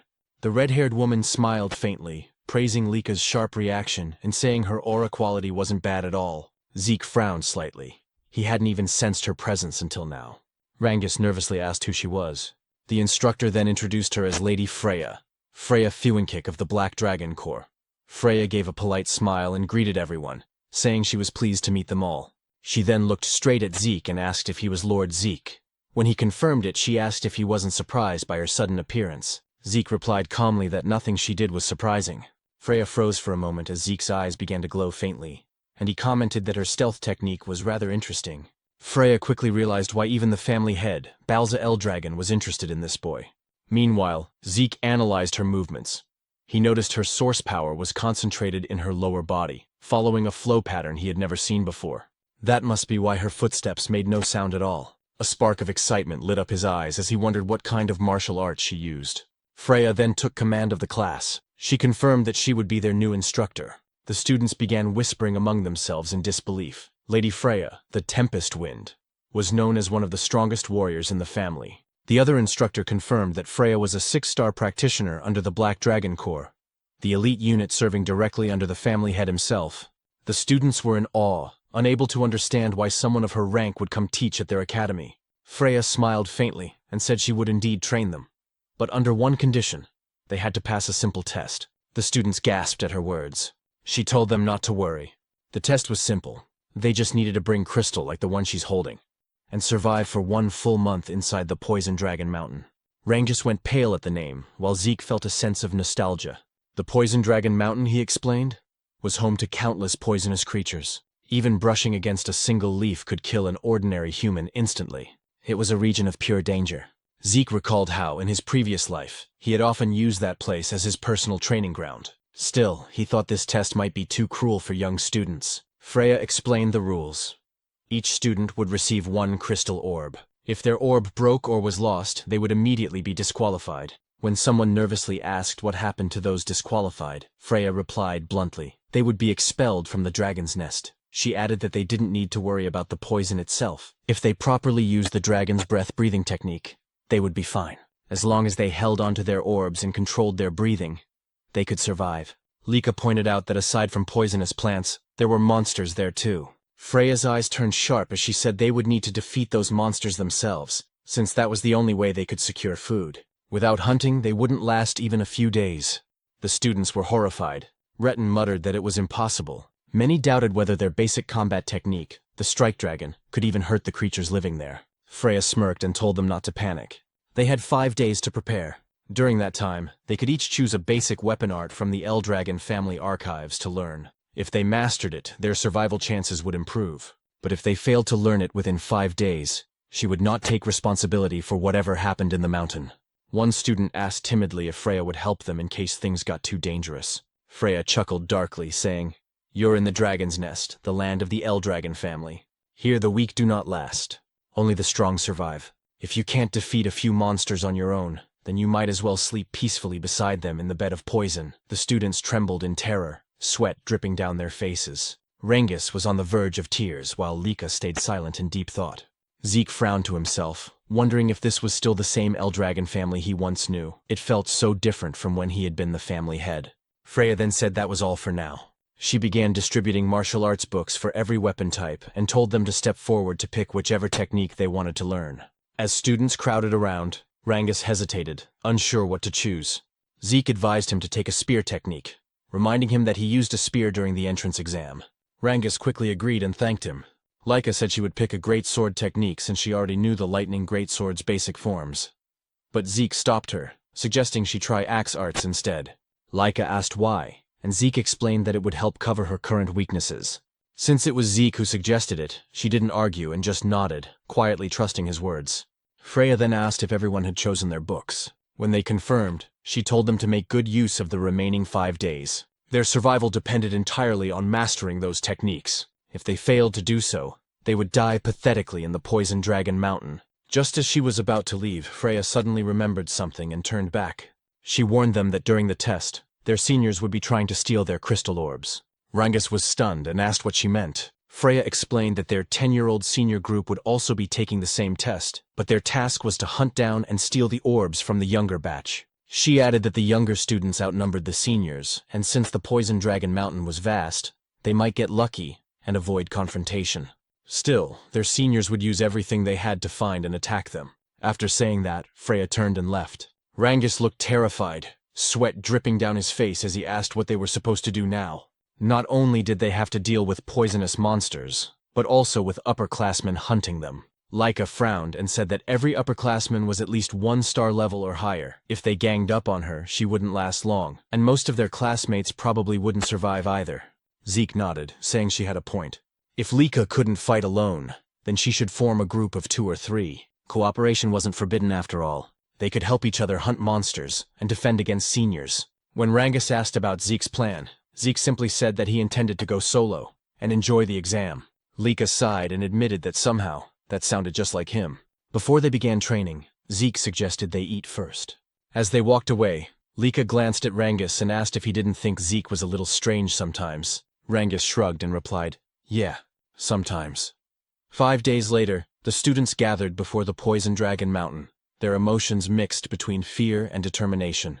Freya stood before them, a confident smile on her face, and declared that the weather was perfect for the test to begin. Nervously, Rangus said that the exam was finally about to begin. Even though this was Zeke's plan, he couldn't help but wonder if it was really okay for someone like him to be part of Lady Lika's team. After all, there were many noble-born students she could have chosen instead of him, a mere commoner who hadn't even reached 1 star yet. "We're the same, Rangus," said another student. When Rangus turned around, he recognized them as Raymond and Celine. Celine, who came from the East Hall of Dragon's Nest, admitted she was also a commoner, and couldn't believe she'd been chosen to join Lady Lika in the upcoming trial at Poison Dragon Mountain. Raymond, also from the East Hall, smiled as he looked at Lady Lika. But Lika quickly said that it didn't matter whether her teammates were nobles or commoners. She had chosen them because she recognized their potential and abilities. Hearing this, Rangus fell silent for a moment, then gripped his spear tightly and declared that he understood, and that he would do his best not to become a burden to their group. Raymond followed, saying he would give his all to meet Laika's expectations. Laika smiled brightly and said, "I'm counting on you all." Then she turned to Zeke and asked if he was truly planning to take the trial alone. Zeke nodded confidently, saying he couldn't wait for it to begin. Celine, still nervous, admitted she admired both Zeke and Laika. While she was trembling in anxiety, Zeke was brave enough to face Poison Dragon Mountain on his own. Raymond remarked that it was natural for them to be confident, since the blood of family heads flowed through their veins. But Laika quickly interjected, telling him not to compare her to Zeke, because even she felt nervous. "You're nervous?" Zeke asked. "Is there even a reason to be nervous? Aside from you, everyone here seems like a group of promising students." However, they all replied that there were plenty of reasons to be nervous about the upcoming trial. Laika then asked Zeke if he truly thought the students she picked were skilled. Zeke immediately confirmed it, and thought to himself that Laika had successfully gathered some of the most promising students in the academy. He realized that her eye for talent was indeed remarkable. He praised their group's offense and defense, saying the trial would surely be easy for them. "You're right," Rangus replied with a drop of sweat running down his cheek. "You've always been too confident, Zeke." Freya then asked if all the participants have arrived, and soon noticed that many of the students had already formed groups. Since some weren't yet masters of their weapon arts, forming teams wasn't a bad idea. Freya then stepped forward and announced that the trial would begin shortly. She explained once again that their task was to survive for 1 full month in Poison Dragon Mountain and protect their crystal orbs. They would only pass if their orbs remained intact. Every orb was identical, meaning that if one lost theirs, it could be stolen by others. Many students grew anxious upon hearing this, while Zeke realized that this meant stealing orbs from other participants was fair game. Freya continued, saying that after the new students entered the mountain and settled, upperclassmen would also enter, to steal their crystal orbs. The upperclassmen mocked them, saying that since most of the new students hadn't even reached 1 star, taking their orbs would be easy. Hearing this filled Zeke's classmates with mixed emotions: fear, excitement, and unease. Freya concluded the explanation, and as soon as she announced that the trial had officially begun, the students dashed toward Poison Dragon Mountain. Watching them go, Zeke heard Laika tell him to make sure he survived. He smiled and said he would, but that they should survive as well. Laika then called out to her team, and as Zeke told them to be careful, Freya noticed him. "It's your turn to enter, Zeke," she said. "Right," Zeke replied, apologizing for getting a bit carried away. "Carried away?" Freya asked. "Aren't you nervous at all?" "No," Zeke replied with a calm smile before walking toward the mountain. Freya watched him go, thinking to herself that he was indeed a peculiar boy. That night, at the camp outside Poison Dragon Mountain, one of the instructors asked Freya if the new students would be all right. When she asked what he meant, he said the trial seemed too early for beginners. Another instructor agreed, pointing out that most had only been in Dragon's Nest for a few months, that few had achieved even 1 star, and that they lacked real combat experience. He wondered how many would actually survive. Freya reassured them, saying there was no need to worry. Although the mountain was filled with poisonous creatures, most of them were only 1 or 2 star level beasts, not strong enough to pose serious danger. With a cheerful smile, she said the students would do fine. Then, under her breath, she whispered that she would eventually release that thing. When an instructor asked what she said, Freya simply smiled and replied, "Nothing." She then announced that it was time for the upperclassmen to begin their part of the trial. The older students immediately ran off toward the mountain, their eyes gleaming as they carried their weapons. Watching them leave, Freya murmured, "I wonder how many will survive. I can't wait to see the results." Meanwhile, inside the Poison Dragon Mountain, as the upperclassmen began their hunt, one of them spotted their first target. It was none other than Zeke, still standing motionless at the foot of the mountain. "The newbies entered the mountain long ago," one said mockingly. "Is this guy stupid or what?" Another raised his crossbow and prepared to shoot. But before the arrow could reach him, Zeke effortlessly caught it mid-air. As the upperclassmen stared in disbelief, Zeke snapped the arrow in half and said, "I've been waiting for you." One of them asked what he meant, but another shouted that it didn't matter. Didn't they see how he caught that arrow? Without wasting a second, Zeke dashed forward, his eyes sharp with excitement. "Now then," he said with a smirk, "let's play together." In the deeper part of Poison Dragon Mountain, Celine and her group were under attack by the mountain's monsters. After Celine slew a massive frog-like creature, another one suddenly leapt from behind her. Raymond swiftly raised his shield, blocking the attack and saving Celine just in time. With a powerful swing, He bashed the monster to the ground and drove his shield straight into its body, killing it instantly. Seeing that Rangus was easily defeating his own opponent, Raymond smiled in satisfaction. Lika then praised them for their excellent teamwork, and Rangus gratefully thanked her. However, his eyes widened when he saw the mountain of slain frog monsters that Lika had single-handedly defeated. Selena, impressed, remarked that Lika's power was truly on another level, just as they had expected. Raymond agreed, saying that while they were busy fighting a few monsters, Lika had already wiped out most of them by herself. Lika simply shrugged, saying it was only natural. After all, she was a 2-star warrior, and these creatures were nothing more than a warm-up for her. She also noted that since the exam had started a week ago, everyone had improved significantly, especially Celine and Raymond, who had both reached 1-star level. Celine gratefully acknowledged Lika, saying they wouldn't have advanced so quickly without her guidance, and Raymond echoed her gratitude. Rangus, however, remained silent, quietly thinking how far he'd fallen behind now that both Celine and Raymond had achieved their first stars. Celine noticed his downcast expression, and gently told him that he would surely get stronger in time and reach 1-star level too. Raymond agreed, telling him to be patient and keep working hard. Hearing their encouragement, Rangus smiled again and thanked them both. Lika then spoke, saying that Rangus had managed to defeat 3 giant frog monsters even without a star, which was truly impressive. She added that before the exam began, Rangus had trained personally with Zeke and had already perfected his spear handling, so it was only a matter of time before he became a 1-star. Moved by her faith in him, Rangus nearly teared up. As Lika looked toward the sky, she noted that night was fast approaching and told everyone they needed to head back to base. Celine agreed, warning that Poison Dragon Mountain was far too dangerous after dark. While they were on their way back, Lika suddenly stopped. Rangus immediately asked what was wrong, but Lika didn't answer. Her expression darkened as she stared ahead, and demanded to know what a certain student was doing near their base. A moment later, a figure emerged from the tall grass. Rangus and the others were startled, and Celine and Raymond instinctively drew their weapons. The student stepped out with a smirk, holding his weapon loosely as he said he hadn't expected Lika to notice him so soon.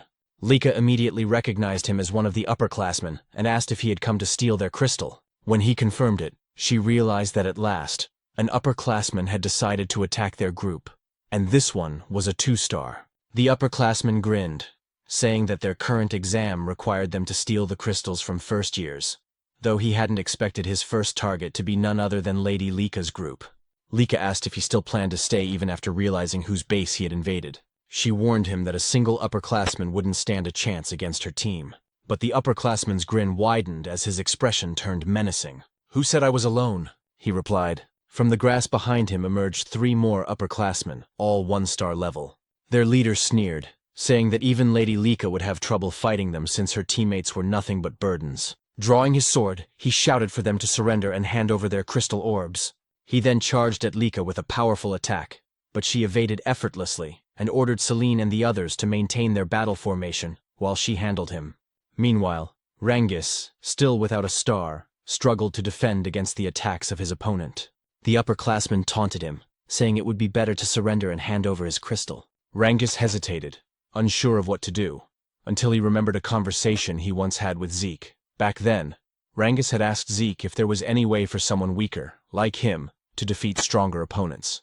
He admitted he was still starless, and worried that if stronger enemies appeared, he'd only drag his team down. Zeke's reply had shocked him. "Then you should surrender." Zeke explained that if the opponent was far stronger, 3-star or 4-star, then surrendering was the only logical choice, since a starless person could never hope to win. However, he added that if Rangus ever faced an opponent around 1-star level, there was still a chance. When Rangus asked how, Zeke simply said, "It's nothing unusual. You just have to exploit an opening." "An opening?" Rangus had asked, confused. "Exactly," Zeke replied. "If you can find and exploit an opening in your opponent's defense, you can defeat them, even if they're a 2-star. When Rangus asked how he was supposed to find such an opening, Zeke's answer was simple: endure. Keep enduring until your opponent shows one. Rangus had been doubtful, but Zeke continued, "There's no other way. You can't force an opening against someone stronger. You can only endure until they make a mistake. If you can't even do that, then defeating someone stronger will always be a fantasy for you." Zeke added, "If your opponent is someone special like Lika, then you won't last long. But against an ordinary 2-star, you should be fine." He then told Rangus that confidence in his own strength was crucial, and gave him one last piece of advice: don't overthink it. Don't think about how to create an opening or the difference in power. Just wait patiently, and when it appears, thrust your spear straight into it. Now, in the midst of battle, Rengus clenched his fists as Zeke's words echoed in his mind. Since he was weaker, he had no choice but to endure every attack and wait for the right moment. The upperclassman grew more and more frustrated as Rengus continued to withstand his blows. "Just fall down already," he shouted in anger, unleashing a powerful strike. But in that instant, Rengus saw it, the opening Zeke had spoken of. Without hesitation, he gathered all his strength and thrust his spear straight into his opponent's body. The upperclassman coughed up, collapsed, losing consciousness instantly. As he fell, a radiant light glowed on Rengus's chest, the mark of his newly awakened 1-star. Lika noticed immediately, surprised yet proud that Rengus had taken down his opponent. Meanwhile, the leader of the upperclassmen was in disbelief, unable to understand why Lika's power felt so overwhelming despite them both being 2-star level. Lika realized that ever since mastering the axe arts technique Zeke had recommended, she had learned to channel greater force and energy into her great sword, which explained the vast difference in power. She told her opponent that it was his misfortune to have chosen her group as a target. Then, summoning golden lightning around her sword, she declared, "This battle ends here." Her blade struck with blinding force, and the enemy leader fell unconscious. After ensuring the enemies were defeated, Lika rushed back to her team and asked if everyone was safe. Once confirmed, the group cheered in relief. They had just won their first battle against upperclassmen. Celine and Raymond congratulated Rengus on reaching 1-star level, and Rengus thanked them with a bright smile. Lika looked at her team proudly, realizing that now all of her members had finally manifested their first stars. With that, she said that the next battles ahead would be much easier. Then, with a thoughtful expression, she wondered aloud how Zeke was doing. Meanwhile, elsewhere in Poison Dragon Mountain, a terrified upperclassman was running for his life. Tears streamed down his face as he muttered repeatedly, "Please don't come here. Zeke, don't come here!" He cursed under his breath, trembling in fear, asking himself just what kind of monster that boy named Zeke really was. Moments later, the upperclassmen were running frantically, shouting for help, hoping and praying that Zeke would not follow them. As Zeke dragged along one of the upperclassmen he had just defeated, the others cursed in fear and confusion, asking what kind of monster or demon he was. Holding the corpse of a giant snake beast in one hand, Zeke grinned and mockingly asked what their problem was, wondering aloud if no one else wanted to play with him. The upperclassmen, now completely terrified, called him insane as they continued to flee. Some questioned why a lower-classman like Zeke was the one hunting them down when it should be the other way around. That the upperclassmen were supposed to be the hunters, not the hunted. Suddenly, one of the fleeing upperclassmen tripped and fell. As he struggled to get back on his feet, he froze. The moment he lifted his head, Zeke was already standing right in front of him. With his crimson eyes faintly glowing, Zeke sighed and said he was getting tired of chasing him. He reached out his hand, offering to help the upperclassman stand up, but calmly added that once he did, he would have to fight him. The upperclassman's eyes widened in pure horror before his body went limp, and he collapsed unconscious on the ground. Zeke tilted his head in confusion, muttering to himself and wondering what just happened to the man. He looked around and asked out loud what was going on with the upperclassmen, questioning why they had suddenly become so defensive and cowardly. Calling them pathetic, he mocked how aggressive they were the first time they saw him, only to end up running away in fear. He then smirked and shouted for the others not to leave him behind. Just then, Zeke felt a faint presence nearby. Turning toward his side, he asked whoever was watching him why they didn't come closer if they wanted a better look. When he received no reply, Zeke chuckled and said that since the observer was still watching without interfering, it must mean there was nothing wrong with what he was doing. With that, he said he would stop holding back and continue his little game with the upperclassmen. From the direction where Zeke had sensed the presence, a man emerged. It was one of the overseers monitoring the examination. Beads of sweat rolled down his cheek as he whispered to himself, unable to comprehend what kind of child Zeke was. He had witnessed Zeke defeat upperclassmen who were supposed to be far stronger than him. And even more astonishingly, Zeke had sensed his hidden presence. Realizing the gravity of what he had just seen, the overseer decided he had to report everything immediately. Meanwhile, at the camp outside Poison Dragon Mountain, Freya was taken aback when several observers arrived to make their report. According to them, it had been 1 week since the examination began. At present, 30% of the lower classmen had already dropped out, while the remaining ones were gradually adapting to both their environment and the dangers of Poison Dragon Mountain. One of the observers added that they did not expect many more lower classmen to withdraw from the test. When Freya asked about the upperclassmen, however, The observers exchanged uneasy glances and couldn't answer her directly. Freya's expression darkened, and she ordered them to speak clearly. Finally, one of them admitted that the upperclassmen were constantly fleeing. Freya frowned, momentarily lost in thought, and asked why they were running away. What exactly were they escaping from? She pointed out that, to her knowledge, there were no monsters within Poison Dragon Mountain strong enough to threaten the upperclassmen. One of the observers then explained that they were not running from a monster. They were running from Lord Zeke. Freya raised an eyebrow and asked why they would flee from him. The observer took a deep breath and said that Zeke had been relentlessly attacking and hunting the upperclassmen. At first, they tried to fight back, but eventually they had no choice but to run. Another observer spoke up, asking what kind of person Lord Zeke even was. Based on what he had seen, Zeke seemed to be enjoying himself, gleefully cutting down upperclassmen and hunting them like prey. For him, it was something completely unprecedented. A second observer nodded in agreement, saying that even though Zeke was the son of the L-Dragon family head, he was far from normal. To them, Zeke was no longer just a prodigy. He was something beyond, a true monster in human form. Freya listened quietly, then spoke with a calm but serious tone. She admitted that she had also suspected Zeke was unusual from the very beginning. Unlike the others, he had chosen to take the exam alone, and appeared completely relaxed upon entering Poison Dragon Mountain. That could only mean one thing. Zeke never planned to hide from the upperclassmen. From the very start, his intention had been to hunt them down himself. Remembering the look in Zeke's eyes when they first met, Freya couldn't help but think that the boy was indeed a monster. Suddenly, one of the observers frowned, asking what that strange sound was. Freya's lips curved into a faint smile as she said that what they were hearing was something she had been waiting for. A man then approached and asked Lady Freya where they should place the massive cage they had brought. Freya told them to leave it where it was, and thanked them for their work. When the observers turned to look at the cage, their eyes widened in shock. They immediately asked what kind of creature was inside, and some even questioned whether Freya truly intended to release it into the mountain, as the creature's aura alone revealed it to be at least a 3-star level beast.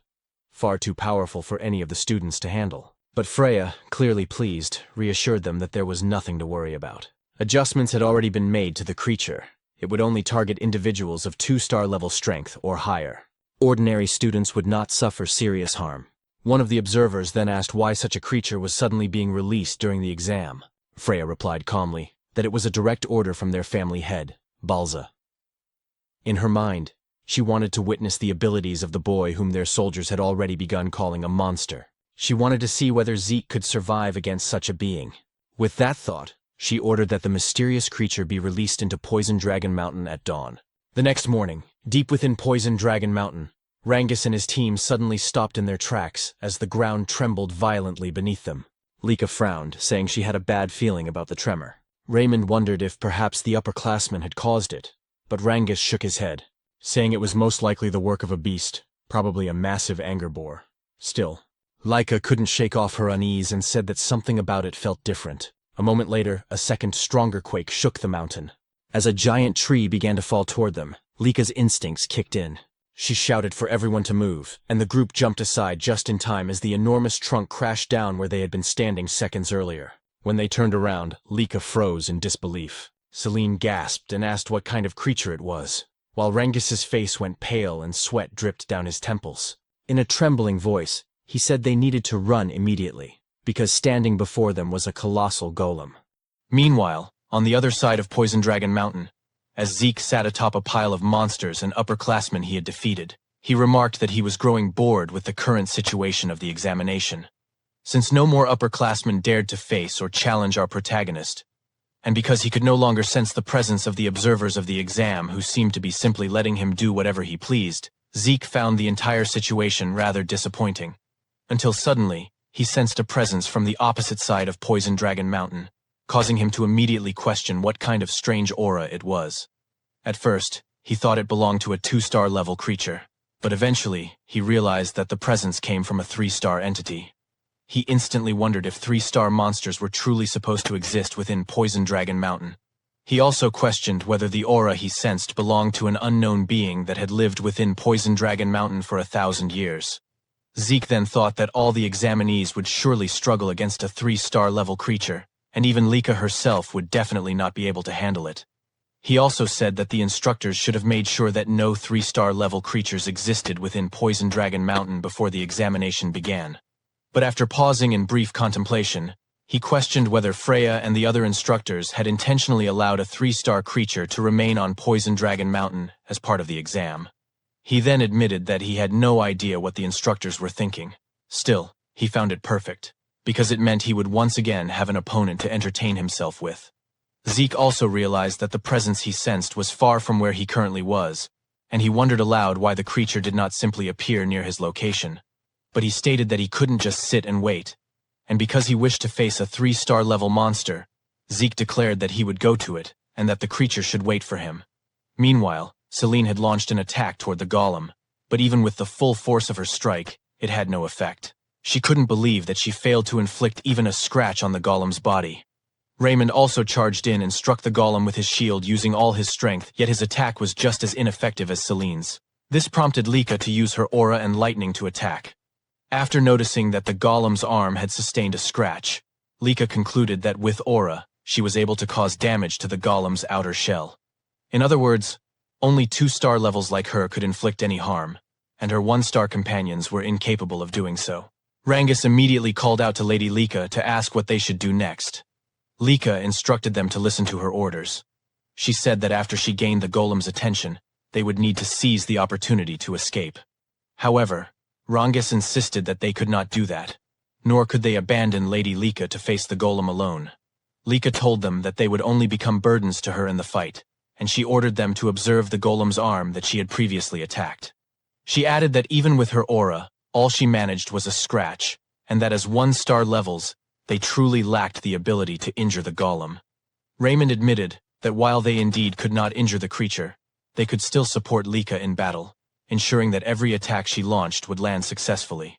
When Lika asked what they meant, Rangus stated that he would do everything in his power not to become a burden. Selene agreed, saying that if they worked together to make sure Lady Lika's attacks hit their mark, then they would surely gain a chance to win. Because of the determination and trust her companions showed her, Lika couldn't help but smile, saying she understood what they wanted. She said she would rely on them to provide support so her attacks would land. As Lika gathered her aura and lightning into her sword, Raymond prepared to defend, while Rangus and Celine readied themselves for their offensive support. After Lika finished concentrating all her power into her sword, she instructed them to begin their renewed assault on the golem. Lika quickly advanced to the front to face the golem, but the creature immediately launched an attack toward her. Raymond used his shield to protect her, but because he was still only a 1-star level, he struggled to withstand the golem's 3-star power. Rangus and Celine dashed forward to attack the golem and draw its attention away. Meanwhile, Lika swiftly moved behind the golem to deliver her strike. She unleashed her lightning greatsword technique, Heaven's Thunder, striking the golem from behind with her full strength. A powerful explosion erupted within the forest of Poison Dragon Mountain. After Lika managed to knock down the golem, and once the smoke had cleared, the damage she had caused to the forest was evident. Rangus immediately approached her to ask if she was all right, and Lika said she was fine, though she had used up all the source power in her entire body. She then asked how Raymond was doing. With Celine supporting him, Raymond replied that he was doing all right as well. But when Lika said that they should return to their base, she suddenly sensed the golem's presence again behind them. She quickly shoved Rangus away, resulting in Lika being the one seized by the golem. As the golem held her, she couldn't believe that it was still capable of moving. She realized she had grown too complacent after her attack. Celine also couldn't believe that after being hit by Lika's full power strike, the golem was still alive and able to move. Rangus immediately tried to save Lady Lika by attacking the golem with his spear, but the golem swung Lika rapidly, preventing him from landing a blow. As Rangus grew increasingly concerned for Lika, a tree suddenly came hurtling toward their direction. When the tree struck the golem, it released Lika from its grip. Rangus quickly helped her stand and move away from the creature. Lika, still confused, wondered aloud what had happened and how she managed to escape the golem's hold. Then Zeke suddenly asked what kind of situation they were dealing with. Rangus and Lika immediately recognized our protagonist upon hearing his voice. But instead of checking on Lika's condition, Zeke was far too delighted by the sight of the monster. With his eyes glowing in excitement, he immediately asked what kind of clay puppet he was looking at. Just moments before Zeke arrived at the location where he sensed the presence of the golem, he caught sight of a golden lightning aura. He immediately realized that this aura belonged to Lika. and he couldn't believe that Lika's group would be the first to encounter and clash with the monster. As Zeke continued sprinting at full speed, he said that in his previous life, he could have reached the location of the aura he sensed in an instant. But now, he could do nothing but run toward the monster's location, something he found utterly pathetic in his current state. He also thought about how Lika's group was filled with promising youngsters. Even so, their opponent was a 3-star level monster, so he had no idea how long they would be able to endure in battle. Suddenly, something came to mind, causing him to stop abruptly as he remembered a technique he had recently learned. He immediately grabbed the trunk of a huge tree, and after pulling it out from the ground, he used his physical strength along with the new technique to hurl the massive tree toward the monster. While watching the tree fly through the air, Zeke commented that the result of the new technique wasn't bad at all. He also said he didn't make a wrong decision learning it, because with his current body, he would definitely need this technique, the technique known as nurturing dragon throwing arts. According to Zeke, the basic Eldragon combat manuals were given to them as preparation for the exam. The nurturing dragon combat arts, much like the strike dragon combat arts, didn't contain battle techniques but instead basic movements and source power flow simple instructional texts. But they were perfect for him, especially since in his previous life he had been a long-range fighter possessing a body similar to melee fighters. However, he quickly realized that throwing a tree at the monster wouldn't be enough, so Zeke resumed running toward Lika's location. Rangus, still unable to believe Zeke had arrived, immediately asked if they were all right. Rangus confirmed that they were, but said that wasn't what mattered. They had a bigger problem, the golem they were fighting. Zeke's eyes glimmered as he repeated the word golem, saying so that's what the creature was called. He also said the creature was strange because he could sense its presence, yet he couldn't detect any life force within it. As the golem rose again, it immediately launched an attack toward Zeke, prompting Lika to shout an alarm, with Rangus warning that the golem was extremely dangerous. But even though the golem unleashed a powerful attack, Zeke casually caught its fist with one hand, remarking that the creature was indeed tough. Because of the golem's hardness, Zeke quickly realized that he needed to use aura in order to gradually break through its defenses. With a swing of his arm as he pushed away the golem's fist, he commented that fighting and defeating the golem using normal methods would be too boring. Lika, exasperated, said that Zeke was always too reckless, while Rangus couldn't believe that Zeke actually found the golem boring to fight, considering their group had nearly died and struggled greatly against it. When the golem prepared to attack Zeke again, he immediately noted that because of its large size, the creature was definitely dangerous. Even so, he didn't hesitate to raise his arms and block the attack head-on, resulting in a powerful impact that shook the area. While defending himself, Zeke stated that the place was too dangerous, so they needed to move away. Lika's group immediately obeyed Zeke's order and hurriedly evacuated the battlefield. Once they were far enough, Zeke gathered momentum and threw the golem with tremendous force. As the creature crashed away, he remarked that its outer shell truly was extremely durable. While gathering aura into his fist and rushing forward, Zeke said he wanted to know if the inside of the golem's body was as tough as its outer shell. After leaping into the air, he declared that it was time to find out whether its interior was just as hard. He then activated the first form of the Dragon Destruction Combat Arts Burst World, striking the monster and causing a massive explosion upon impact. In Zeke's mind, instead of dragging out the battle by slowly breaking through the golem's defenses, it was better to use Burst World to inject source power into the monster's body and destroy it from within. After confirming that his plan and attack worked, Zeke was overjoyed, saying that fighting this way made the battle far more enjoyable. Meanwhile, 1 month later, at the Eldragon State main building, Zeke was irritated as he questioned why he had been summoned and had his training interrupted. It was then explained that the 1-month exam at Poison Dragon Mountain had concluded safely. After the 3-star golem attack, no other serious incidents had occurred. The number of 7-year-old class members had dropped to 30% from the beginning, due to the harsh environment of Poison Dragon Mountain, but because they were exposed to constant danger and the brink of death, the remaining 30% of the 7-year-old class achieved good results and reached 1-star level. And after the exam ended, Zeke was directly summoned by Balza Eldragon of the Eldragon family. As they walked through one of the hallways in the main estate, Zeke asked what the family head wanted from him. Freya was displeased that Zeke referred to the family head simply as head, so she requested that he address the family head as Master Head, although Zeke argued that it was practically the same.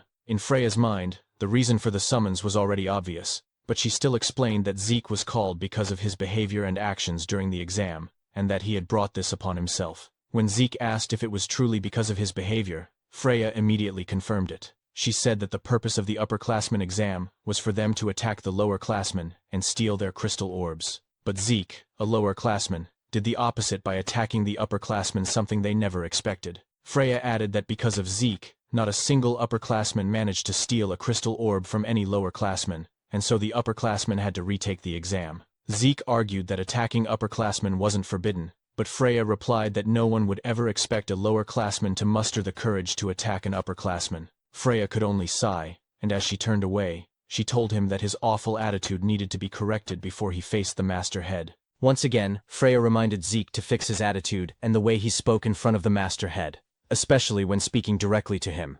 However, Zeke simply asked why, and Freya replied that even though he was still young, his terrible attitude could get him killed. She said she did not want to witness him being executed by his own father just because of his behavior. Zeke, on the other hand, only commented that if that were the case, then Balza was apparently quite violent. After they reached the door, Freya knocked immediately, and after addressing Balza as Master Head, introduced herself as a member of the Black Dragon Corps, Freya Winkik, and stated that they had come in response to the Master Head's summons. Balza then spoke in a serious tone, telling them that they may enter. After Freya opened the door and they stepped into the room, she immediately stated that she had brought Zeke according to the Master Head's orders. While Balza was still writing, he suddenly looked up at Zeke and seriously asked him why he had attacked the upperclassmen during the examination. Zeke fell silent for a moment, then said that everyone kept asking him the same repeated questions, so instead of answering, he decided to ask his father whether he was not allowed to attack the upperclassmen during the exam. When Balza asked what he meant by that, Zeke explained that the condition for passing the test was to survive in Poison Dragon Mountain for 1 month and keep their crystal orbs safe, and aside from that he had not heard of any other rules. Therefore, he simply followed the rules of the exam and used his time in whatever way he wanted while the test was ongoing. He added that if there were any prohibited actions during the exam, they should have stated them clearly before the test even began.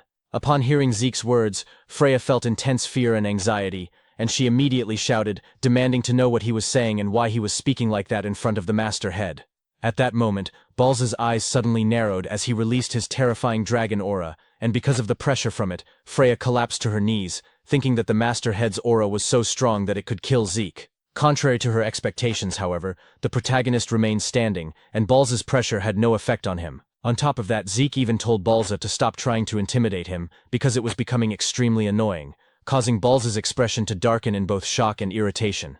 While Freya was still kneeling, Zeke asked if Balza had really summoned him just to ask such meaningless questions. Balza then asked how Zeke had done it, but Zeke did not understand the question and inquired what he was talking about. Balza stated that according to the reports, Zeke had not only defeated the upperclassmen, but had even brought down a 3-star golem, and he also asked how Zeke was able to remain standing and calm in front of him after he released such intense pressure. He then seriously demanded to know how someone like Zeke, a mere child born out of wedlock, had obtained such incomprehensible strength and power. Zeke simply asked if Balza really wanted to know the reason for his strength, and said it was very simple, the only reason being that he was Zeke, which caused Balza to furrow his brows in frustration, while Zeke's gaze sharpened as he stood by his arrogant answer.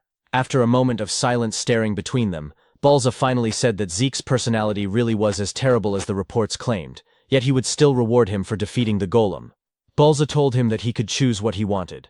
Either take any single item from the dragon treasury, or gain access to the second floor of the dragon hall, which made Freya silently question what was happening, and why Balza was actually rewarding him. According to Freya, both the Dragon Hall and the Dragon Treasury were repositories of rare items collected by the Eldragon family for more than 1,000 years, beginning with the patriarch Gilfas Eldragon.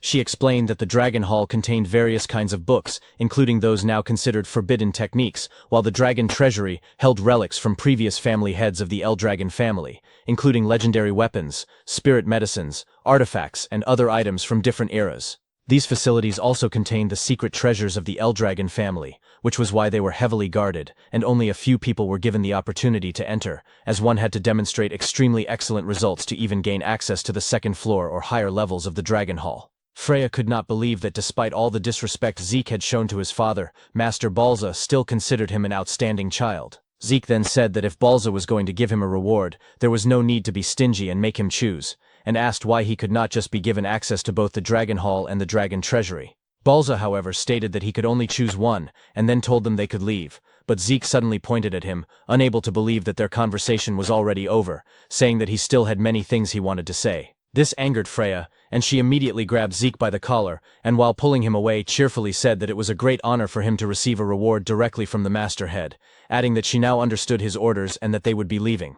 As she turned her back and dragged Zeke along, he said that if that was the case, there was just one last thing he wanted to say to Balza, and he stated that as long as Balza continued to kill off his own emotions the way he was doing, he would never become any stronger no matter what he did. Balza was shocked as he released his aura once more, only to find that his dragon aura had been suppressed by the protagonist's divine dragon. Freya, trembling, told Zeke to be quiet, and after they left Balza's room, the father of the protagonist remained silent, questioning to himself what kind of presence he had felt from Zeke. Meanwhile, as they exited the main hall, Freya shouted, asking what had been going through Zeke's mind and why he had been so rude to the masterhead, and asked if he had not listened to her warnings before they entered Balza's room. Zeke merely asked what she was talking about, saying that he had done everything he could to hold himself back so that he could behave properly in front of Balza, which made Freya ask if that really counted as him restraining himself, and why he could speak politely to the instructors and even to her, yet be so disrespectful to the headmaster. Zeke simply replied that Balza was his father, so the way he spoke to him was different.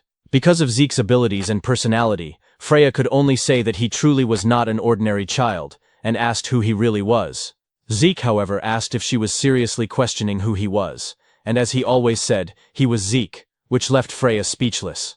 In her mind, all of them had drunk ancient dragon blood as infants, and they had no ability to defy the Master Head, because Balza possessed the power of the Dragon King, a superior species among all ancient dragons, and even Zeke should not have been able to oppose him.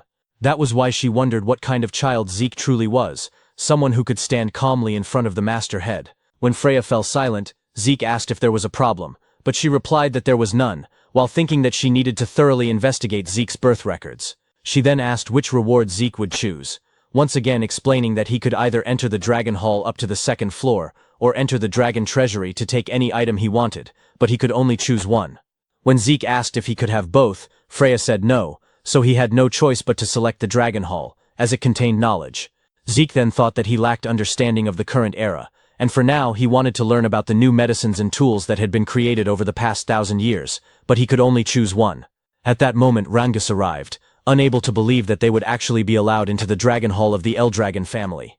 When Zeke asked if he was happy, Rangus immediately confirmed it and said that the Strike Dragon combat arts and Nurturing Dragon spear arts he had learned were already amazing, and now he would have the chance to learn even better martial arts from the Dragon Hall, adding that he could not believe they would receive such great rewards after passing the exam. Soon after, Laika also arrived, excitedly wondering how much knowledge she would be able to absorb before the time limit ended, and saying that she would need to read with all her effort.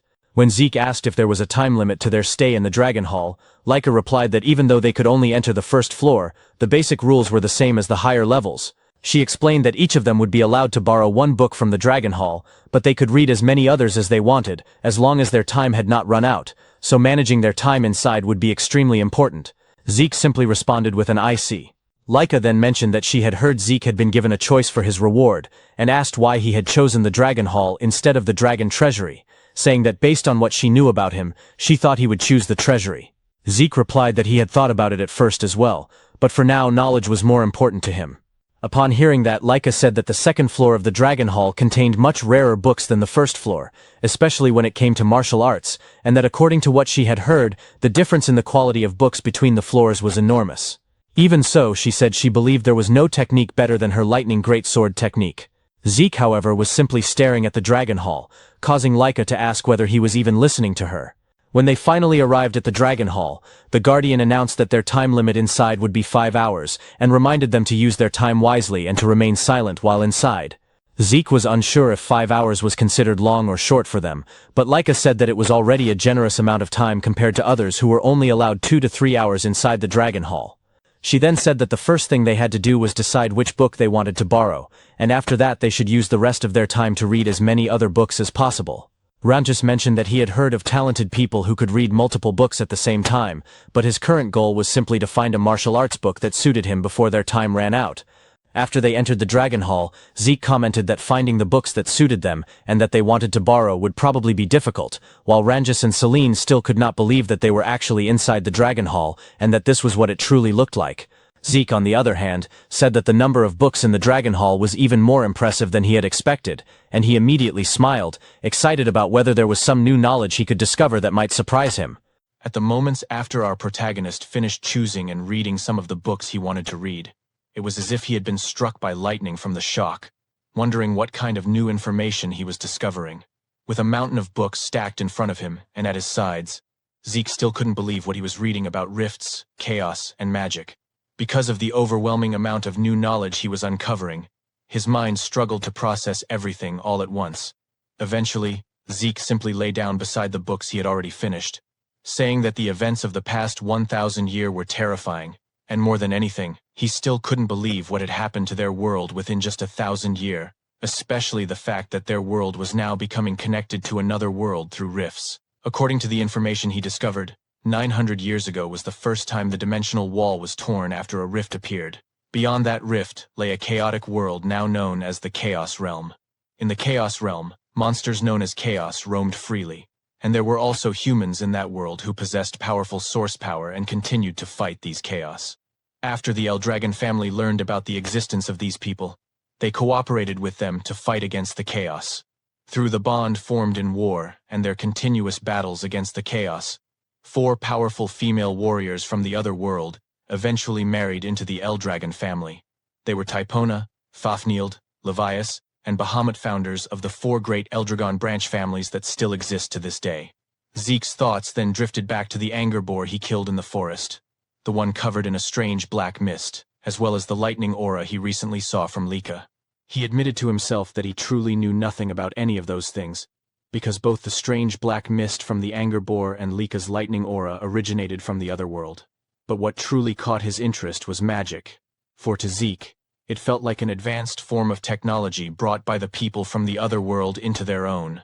His eyes shone with excitement as he wondered where the books on magic might be, questioning why he couldn't find a single book that could teach him magic.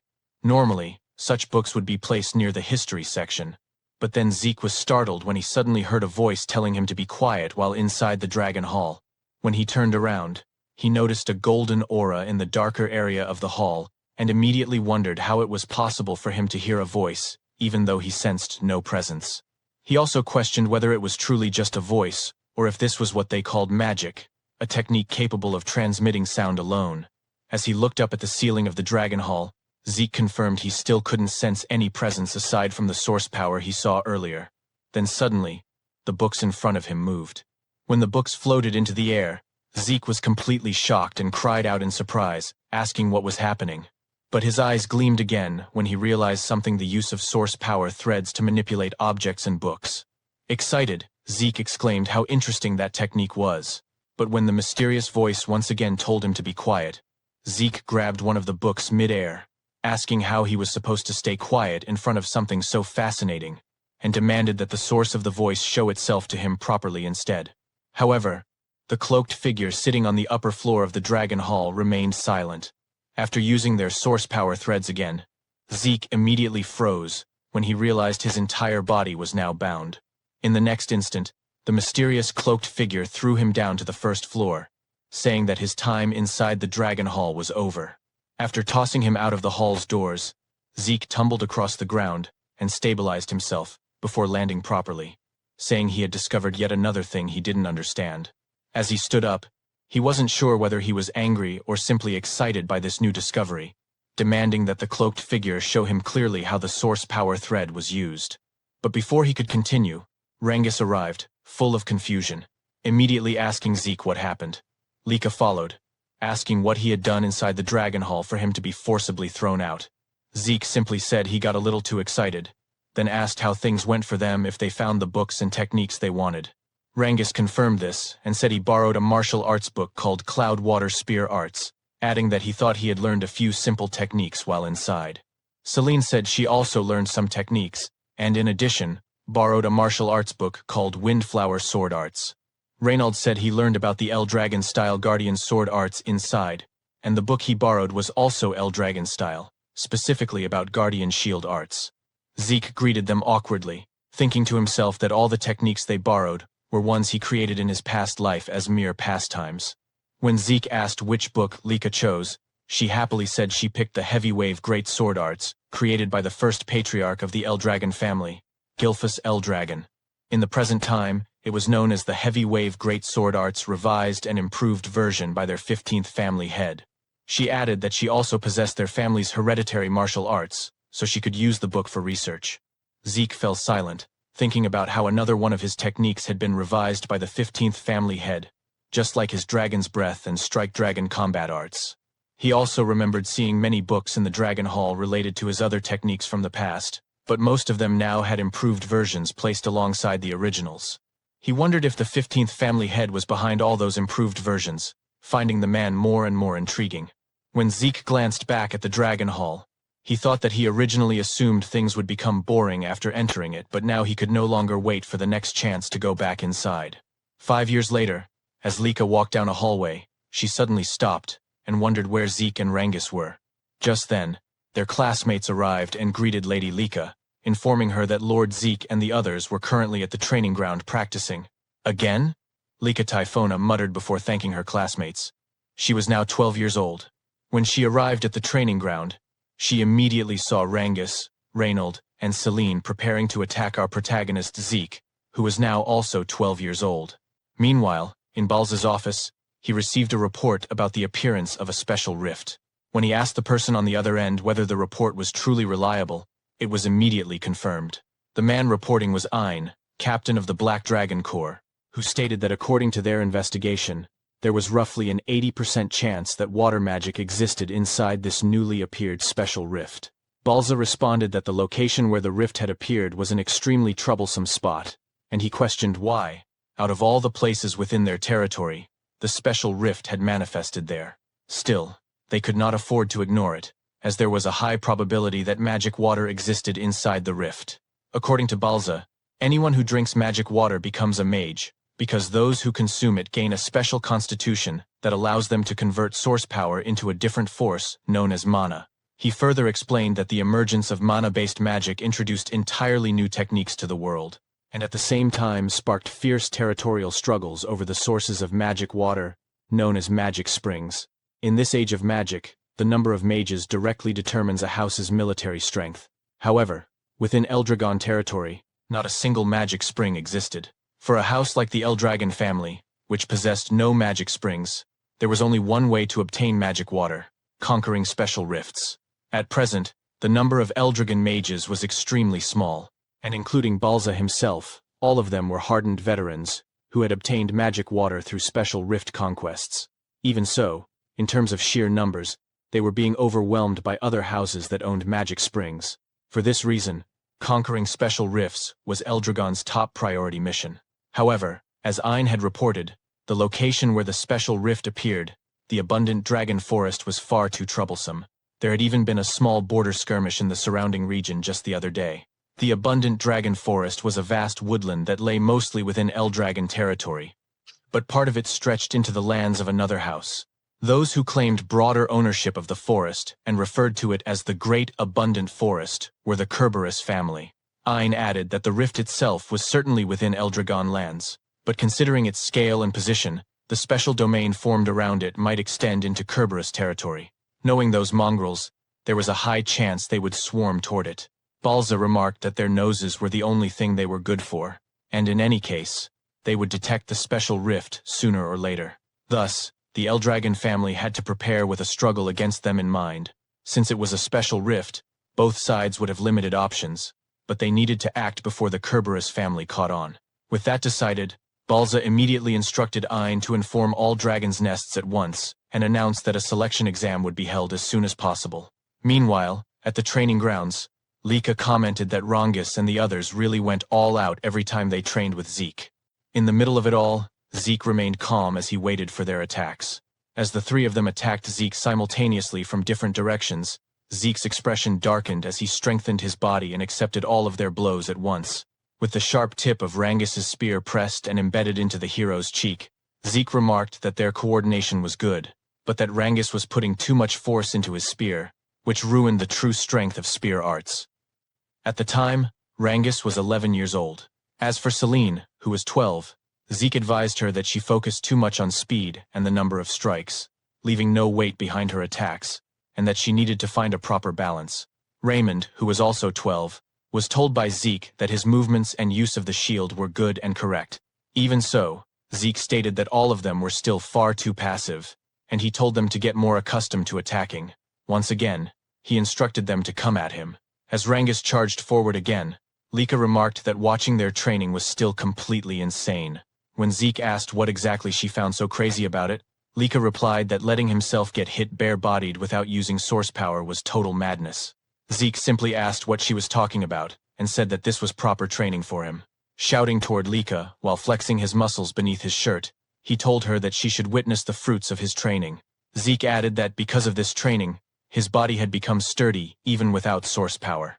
Lika complained that Zeke should at least have them stop attacking while they were talking, but at that very moment, Rangus delivered a powerful spear strike from behind Zeke.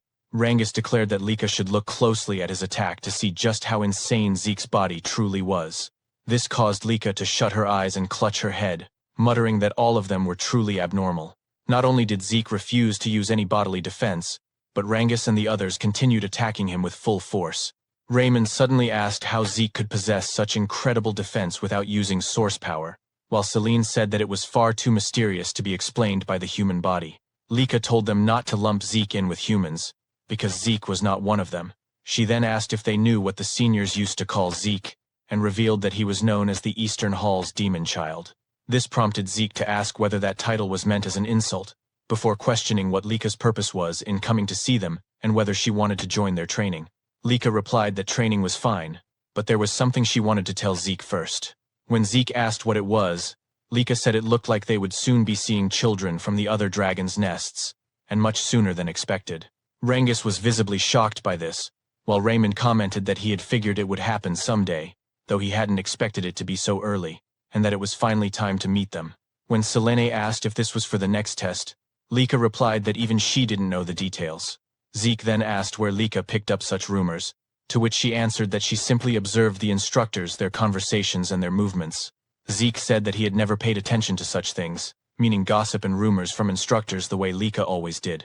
Lika responded that regardless, they needed to be careful, because the West Hall had that guy. By that guy, she meant one of the next head candidates besides herself and Zeke. Zeke merely said that now it sounded fun. A few days later, the students of the East Dragon's Nest were gathered in the arena, including several students who were being introduced for the first time. Zeke noted that everyone had been assembled in the arena without any distinction by grade, and Lika agreed, adding that, just as she had said before, they would meet students from other dragons' nests. After a short while, the students suddenly fell silent as Freya arrived and immediately ordered them to quiet down. Once the students were lined up before her, Freya announced that 3 days from now, they would be fighting the children of the other dragons' nests. Again, Freya announced that 3 days from now, they would be fighting the children of the other dragon nests, also known as the Dragon Halls. This immediately caused murmurs to spread among the students, as many of them could not believe that they would be facing students from other dragon halls this time. According to them, battles between students of different dragon halls usually only happened during graduation exams, so they could not help but wonder why such a fight was suddenly being held now. Freya explained that there were various reasons behind it, but she could not discuss the details yet. She then added one more thing she wanted to mention. Those who won these matches would be given a special mission. Upon hearing this, Zeke's eyes immediately lit up with excitement. He began to wonder if the special mission Freya mentioned would be worth fighting for, and in his mind, the situation was becoming more and more interesting. Freya then told the students that the matches would be elimination style, with 7 participants selected from each of the East, West, South, and North halls. She also said that the students themselves would decide who would compete, and that the selection had to be finished today. One of the upperclassmen asked Freya if those 7 fighters would be chosen only from among the upperclassmen. In response, Freya simply asked him what he thought was the reason she had gathered every student of their hall there, then stated that participants would be selected from all grades. This caused several upperclassmen to look slightly shocked, and they immediately began questioning what the lowerclassmen could possibly do against students from the other dragon halls. According to them, there was not a single lowerclassman capable of fighting on equal footing with the upperclassmen, as all lowerclassmen were weak beings. However, before leaving, Freya bluntly stated that she did not care either way, and that they should decide everything among themselves today. As soon as Freya left, one of the upperclassmen named Rick suddenly shouted, telling all the lowerclassmen to listen to him.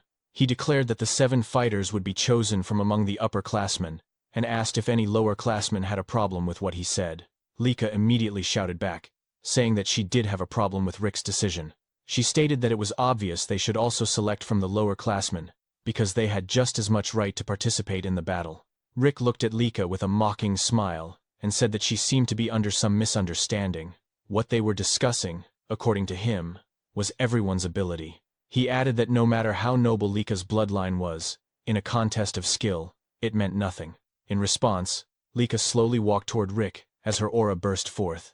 As she revealed her 3 stars, she asked him if ability was truly what they were talking about when choosing who would fight the other dragon halls of the dragon nest.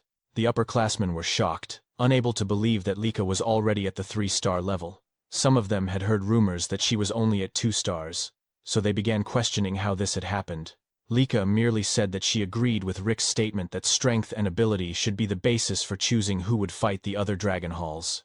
She then loudly asked Rick if there were 7 upperclassmen stronger than her, and if not, then they should also select from the lower classmen.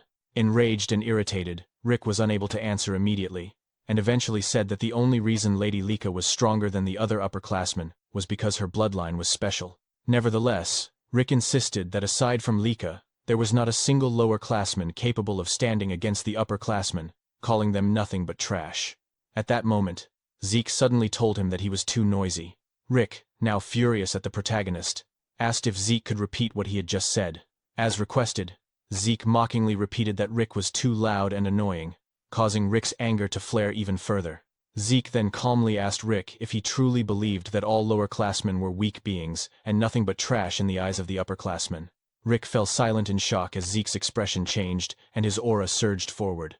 Zeke asked if the upperclassmen would agree to everyone fighting each other until only 7 students remained. This made Lika immediately grab her head, saying that Zeke's suggestion was a huge problem. She also commented that his idea was far too violent. Lika then explained what she was trying to say instead.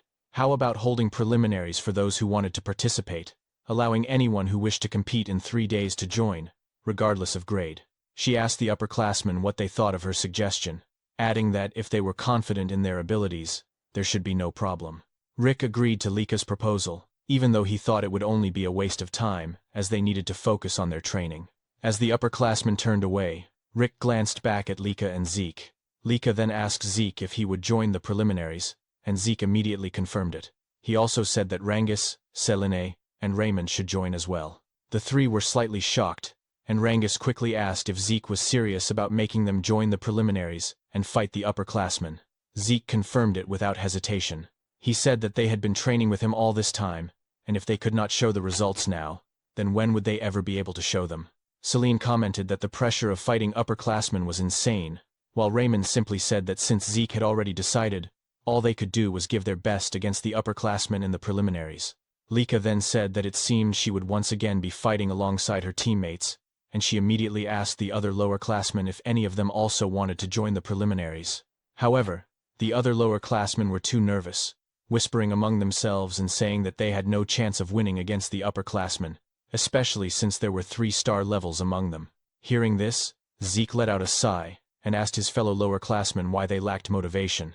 He told them that fighting stronger opponents was where they gained the most, and added that for now, he wanted to see the so-called abilities of their upperclassmen. After the upperclassmen took out their weapons, they spoke among themselves, saying that the selfishness of lower-classmen these days was such a pain. No matter how hard the lower-classmen tried, there was no way they could win against them. As Rangis and the others gathered together, trembling from the anxiety they felt about facing the upperclassmen, one of the upperclassmen mockingly said that they should go easy on the lowerclassmen. Another upperclassman laughed and agreed, adding that aside from Lady Lika, the lowerclassmen were all like babies, only at 2-star levels. Zeke noticed the reactions of Rangis and the others, so he asked them why they looked so gloomy and whether they were worried about the battle. Rangis immediately confirmed it, saying that their opponents were all 3-star upperclassmen, so it was only natural to feel worried. Zeke then reminded them that they had trained hard with him for the past 5 years and had done well in their training. Because of that, he said, they needed to have more faith in themselves. Selene and Raymond were immediately encouraged by Zeke's words and reminder, while Rangis still could not completely shake off the nervousness he felt about the upcoming fight. Suddenly, one of the upperclassmen shouted, telling them to stop chattering because they were just wasting precious time, and that upperclassmen did not have time to waste on lowerclassmen. He told them to hurry up and start the fight already, saying they would teach the lower classmen their proper place. However, in less than a minute, the spectators could not believe what they were witnessing, immediately questioning what was happening and how the lower classmen had managed to defeat the upperclassmen so easily. Some of those watching even wondered if the upperclassmen were really this weak this year, but others said it was not that the upperclassmen were weak, rather that the lower classmen they faced were simply monsters. Our protagonist wore a wide smile, clearly delighted by the result of the battle, and he immediately praised and congratulated Rangus and the others. In Zeke's mind, Rangus's deflection techniques and his eye for spotting openings had become much sharper. Celine was also handling the multi-strike windflower sword arts very well, and Zeke thought it was impressive how Raymond could smoothly switch between his shield and sword arts. According to Zeke, all of them had shown magnificent results from their training, and at this rate, if they gained confidence through real combat, it would only benefit them further. Zeke also thought that Lika had grown stronger as well, and with her lightning aura, she could defeat her opponents in a single attack. While the other upperclassmen were still in disbelief at the speed and ferocity of the fight they had witnessed, Lika commented that she believed it was only right to defeat her opponent decisively in order to teach them a lesson for their arrogance. However, Rick could not accept the result of the battle. According to him, there was no way 3-star upperclassmen would lose to 2-star lowerclassmen. At that moment, Zeke walked toward him and said that Rick was naive, because even after seeing the results with his own eyes, he was still spouting such nonsense. As Zeke approached Rick, he said that age and the number of stars were merely indicators, because in actual combat, the strong were simply the victors. Zeke added that if the upperclassmen were weak, then they would lose, and that was all there was to it. Rick suddenly pointed his finger at Zeke, shouting and calling him stupid. He insisted that the number of stars was equivalent to power, and asked if Zeke did not even know something so basic. Zeke calmly replied that whether Rick had stars or not, if his heart was destroyed, he would die all the same. Rick fell silent for a moment when Zeke told him not to lose sight of the essence of strength, because in combat, strength was simply whether one could win or not, and nothing more. Rick then shouted again, telling Zeke to shut up and demanding to know who Zeke thought he was. Rick said he was an upperclassman, so a brat like Zeke should not try to twist logic because it would not work on him. He added that he had been going easy on the lower classmen because they were just kids, but because of Zeke's words, it was now too late for Zeke to cry later, as he would not hold back anymore. Zeke simply replied that he was already tired of their war of words. He said that children should act like children and move their bodies before their mouths, and since only the two of them were left in the arena, he asked Rick to show the martial arts he had mastered and was so proud of, as well as how much he had trained. This only made Rick boil with rage, shouting at Zeke not to underestimate him. Rick immediately charged forward with his great strength technique, using all his power. However, before Rick's attack could even land, Zeke's eyes suddenly emitted a golden light, and with a single punch to Rick's face, Rick was sent flying across the arena. After that, Zeke even laughed, saying that Rick had indeed trained well. Because of Zeke's remark, the entire audience fell silent, as did Rick, who remained kneeling on the ground.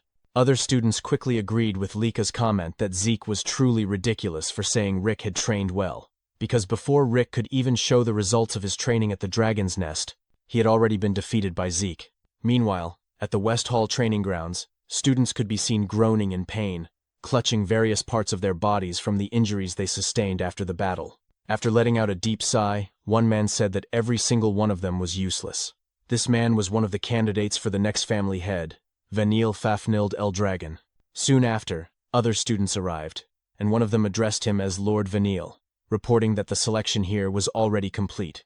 This man, Alan, Vanille's right-hand man, was a 3-star level, and behind him were the other 3-star students who had passed the selection, including Retin, who was only 12 years old. Vanille immediately noticed Retin and called him over, asking if he was truly already a 3-star level, despite being a lower classman. When Retin confirmed it, Vanille praised him, saying that he liked competent people like Retin. Vanille added that if Retin proved useful, he would make him one of his subordinates.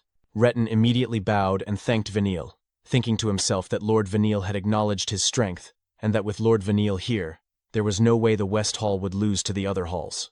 Retin also believed that if they achieved great results in the special mission, Lord Vanille would become the next head of the Eldragon family, and when that happened, he would become a direct subordinate of the family head. Alan then stepped closer to Vanille and said there was something he needed to inform him about. When Vanille asked what it was, Alan whispered that apparently, Lady Lika would be participating in the East Hall's selection team. This made Vanille scratch his head in irritation, and with annoyance clearly visible on his face, he said that Lika was an endlessly annoying pest to him. He then stood up and said that it did not matter, because no matter how excellent Lika was, they would be the ones to win. Vanille declared once more that they would win and complete the special mission, and prove to his older brothers that the seat of the next family head truly belonged to him. On the day of the selection, all of the participants gathered, along with the students of Dragon's Nest from the various dragon halls. Because of the sheer number of students who came to watch, Rengis couldn't help but feel nervous as he muttered that there were so many people in the arena.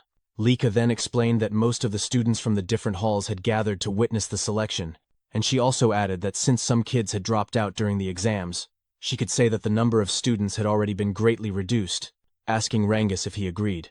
Instead of answering her question, Rengis thought to himself that Lika was right, and that those who had dropped out of Dragon's Nest weren't here because they were called pseudo-dragons, just like his dad.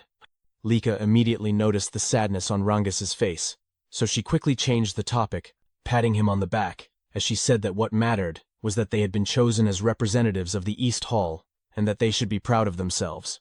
Rengis immediately agreed and said that he would do everything he could in the upcoming selection. Soon after, they noticed their protagonist standing quietly among the participants of the selection. When they approached Zeke, Rengis immediately asked if something was wrong, while Lika also remarked that Zeke seemed unusually quiet today. Zeke replied that there was no problem, and that he was simply gauging the fighting strength of the students around him. Suddenly Rengis collapsed in shock when they heard a loud voice saying, as expected of Lord Zeke, to think that he can also do such a thing. When Zeke turned toward the source of the voice, he saw two students running toward them. At the same time, Zeke casually remarked that things had certainly changed. The two upperclassmen, who were also members of the selection and were currently running toward him, immediately agreed with what Zeke said. Rick added that after their battle, they had reconsidered their way of thinking, and even though he was part of Eldragon, he genuinely respected the strong.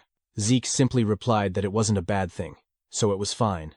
Meanwhile, Rengis burst into tears as he clung to Zeke's legs, saying that he was truly shocked by Rick's sudden shout. As they helped Rengis stand up, Zeke thought to himself that every participant in the selection from the different dragon halls was at the 3-star level except for those from the East Hall.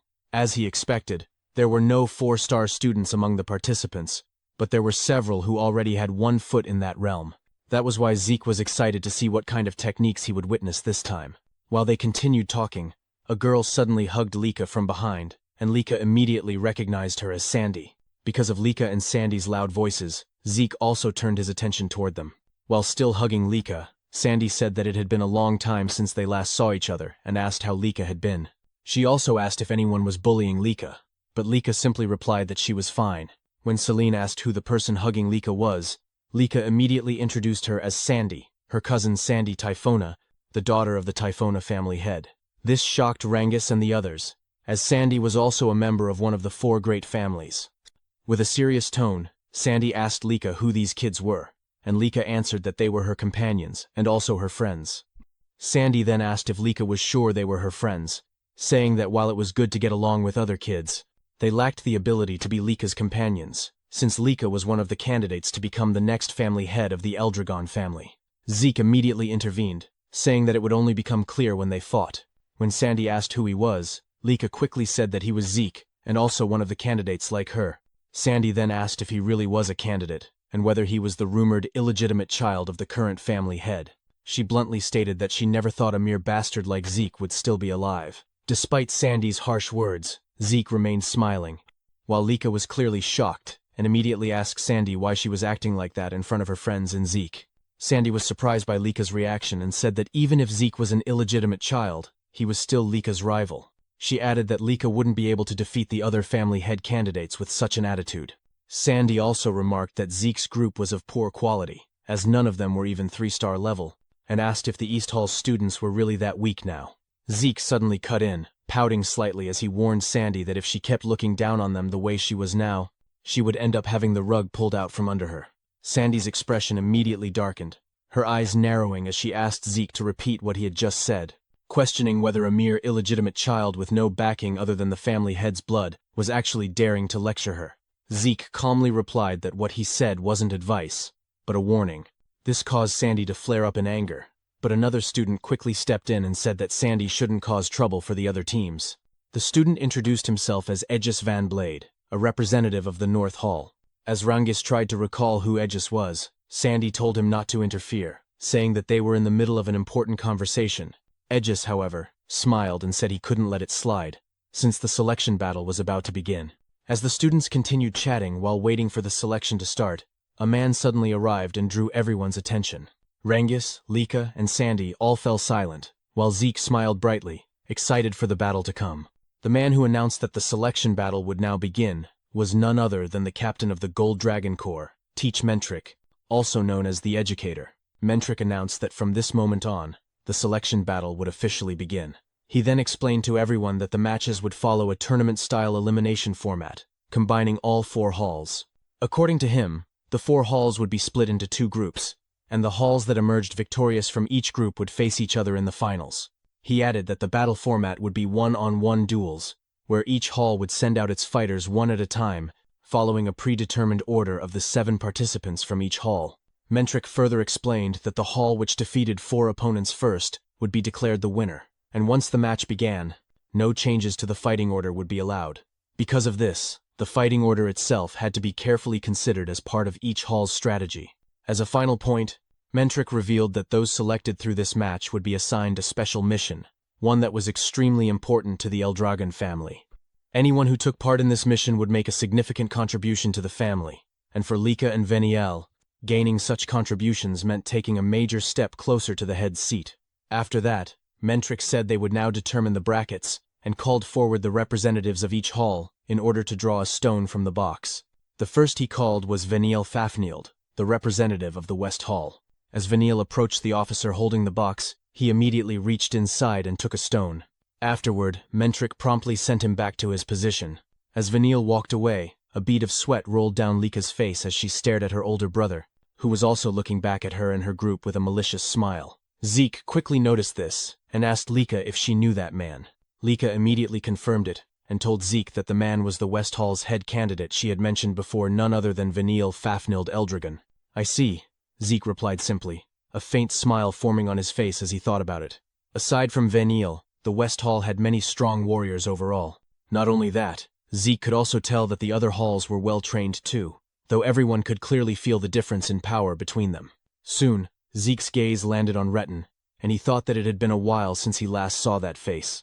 According to Zeke, Retin already had considerable skill during the entrance exam, but to have reached the 3-star level at the age of 12 made Zeke smile, thinking that Retin must have trained extremely hard as well. Just then, Retin suddenly noticed Rangis, and his expression darkened with hostility as he questioned why Rangis was even included in the current selection.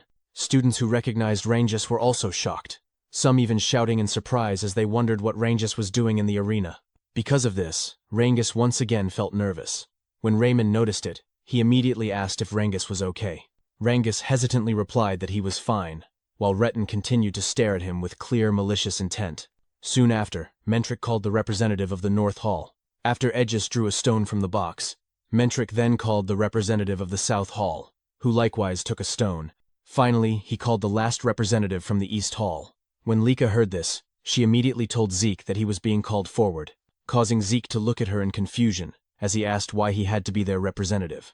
Lika calmly replied that the reason was simple, it was because he was the strongest in their group.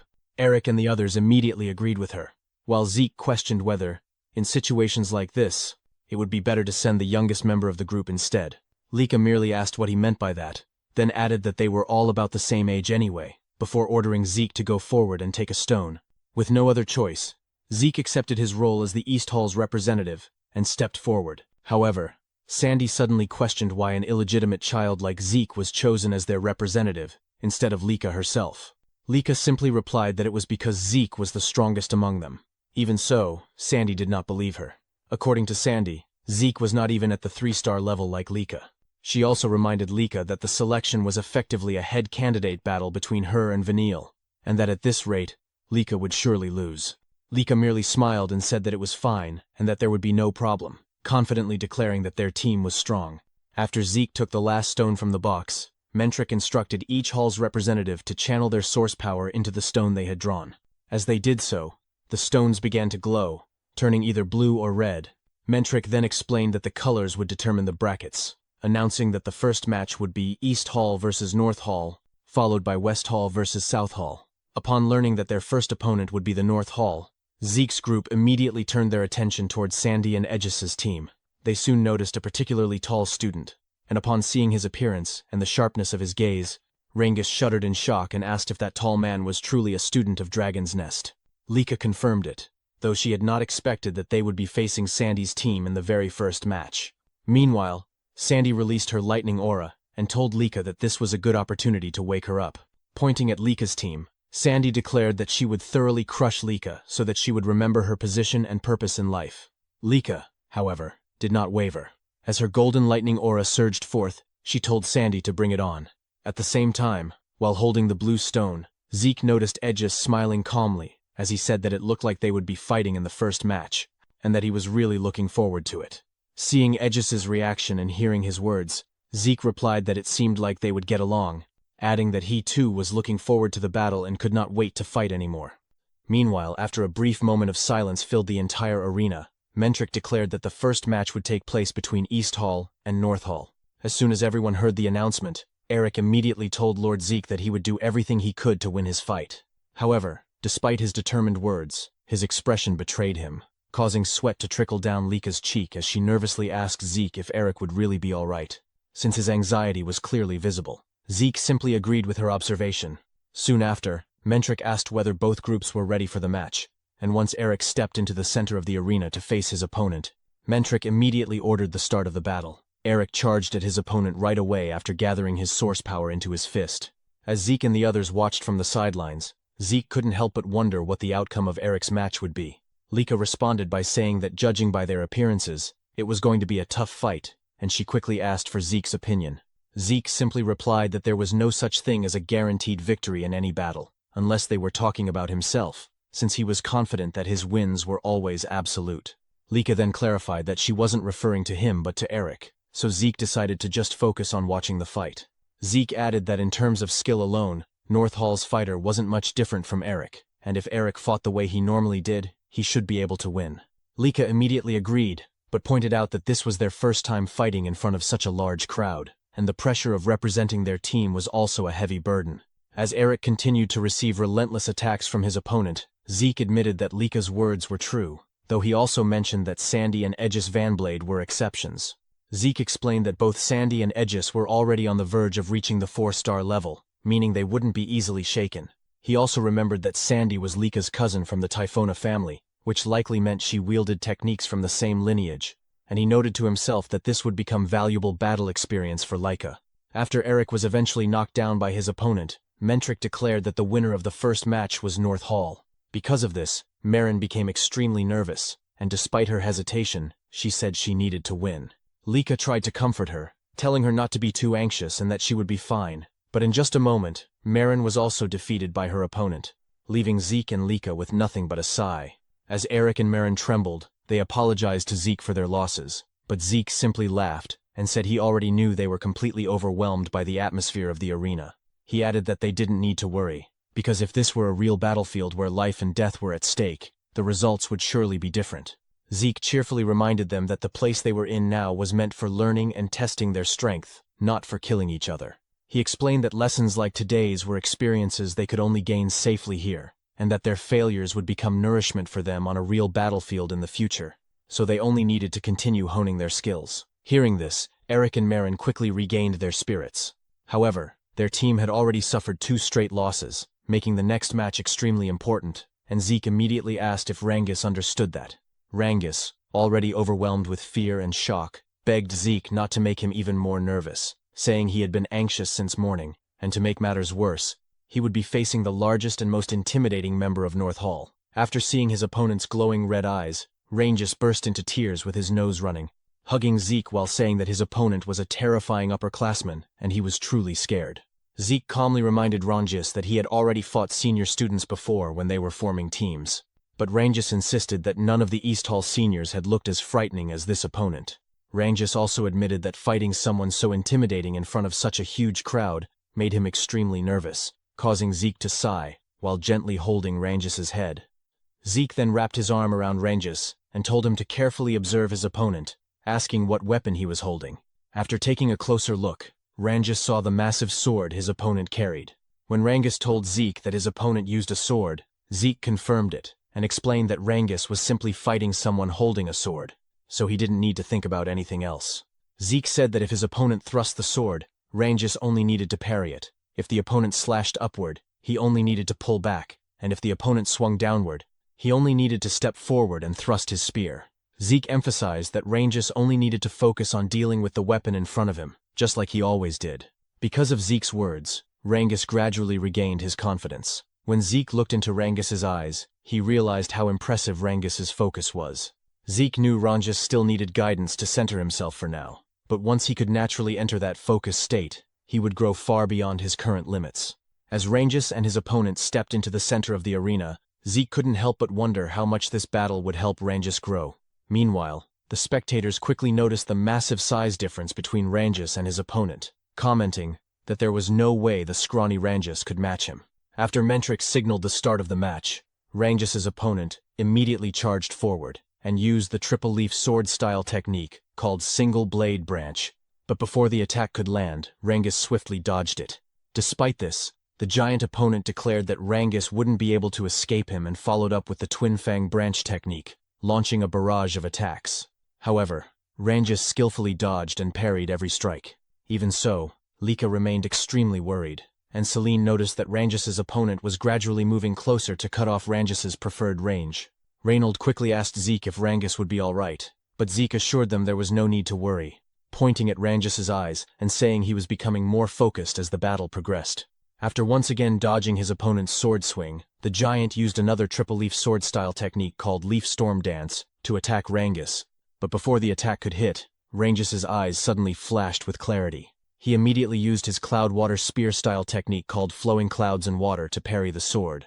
The force from their clash caused the giant opponent to lose his balance, and Ranges wasted no time seizing the opportunity. Using another Cloud Water Spear-style technique called Raging Current Strike, Ranges thrust his spear into his opponent's chest, knocking him unconscious and sending him crashing to the ground. Mentrix immediately declared the match over and announced that East Hall had won the third match. Ranges sighed in relief, while Zeke smiled and stated that they should start turning the battle around. Beginning with Rangis's victory, East Hall steadily gained momentum as Celine won the fourth match, and Reynold claimed victory in the fifth match. Soon, the sixth match began between Lika and Sandy. Lika greeted Sandy, saying it had been a while since they last crossed swords like this, while both wielded lightning thunder techniques. Sandy admitted she never expected North Hall's elites to lose to younger students who hadn't even reached the 3-star level. Lika calmly replied that, as she had said before, her companions were strong. Sandy mockingly agreed, admitting she underestimated Lika's companions, but stated that they weren't the real issue between them. As Sandy released her golden aura, Lika was visibly startled and nervous. Sandy declared that Lika's companions were secondary, and that if Lika truly wanted to become the family head, she needed overwhelming power herself. Yet she was only second in East Hall. Sandy questioned whether Lika truly understood how dangerous her position was. Lika answered that she fully understood her standing, and while glancing at Zeke behind her, she said she had not given up on becoming the family head, nor on surpassing her sister Sandy, because she believed her current strength was enough to defeat her. Sandy responded by saying she wanted to see that confidence for herself. As soon as Sandy activated her ability, she vanished from Lika's sight, shocking the spectators. In an instant, Sandy reappeared behind Lika, saying she wanted to witness Lika's so-called strength. Lika quickly defended herself with her sword, but Sandy suddenly ducked in front of her and launched another attack. As they exchanged intense blows, Aegis observed that, as expected, Sandy held the advantage, though he wondered how well Lika could fight against someone who wielded lightning great sword arts even better than she did. When Sandy used the lightning great sword art called Judgment, Lika suffered a wound on her side, causing Celine and Marin to panic. After retreating, Lika reassured herself that she was fine, realizing the injury was only a scratch and that she simply needed to catch her breath. Ranges commented that Sandy was incredibly strong, amazed that Lady Lika had been pushed back so quickly, while Reynold mentioned hearing that Lady Lika had been trained by Lady Sandy when she was younger. Lika then launched another attack towards Sandy, but after easily dodging it, Sandy remarked that Lika still hadn't fixed her bad habit of wildly swinging her sword whenever she was cornered. Lika ignored the remark, and as their lightning auras clashed alongside their blades, a powerful explosion erupted in the center of the arena. Laika suffered multiple injuries during their fierce exchange. Sandy then stated that, just as she expected, Lika's bad habits hadn't improved at all, and that she couldn't even become #1 in East Hall. Sandy added that if Lika had simply joined North Hall, she would never have allowed Lika to end up like this. Despite her injuries, Lika slowly stood up and declared that the fight wasn't over.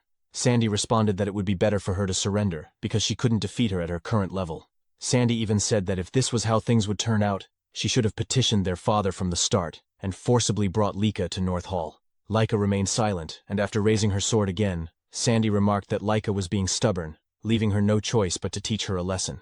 In a flash, Sandy disappeared once more and reappeared behind Lika, surrounded by lightning, launching another attack. Just as Lika attempted to defend with her sword, Sandy kicked her in the side, throwing her off balance before following up with another strike. Sandy unleashed a relentless barrage of attacks, causing Lika to suffer injuries across multiple parts of her body. Celine and the others grew extremely worried, but Zeke calmly observed that Lika looked like she was about to break through another barrier. As Sandy prepared another attack, she told Lika that it would be better to surrender and use the first secret technique of the lightning great sword arts, engulfing Lika in a golden storm of lightning.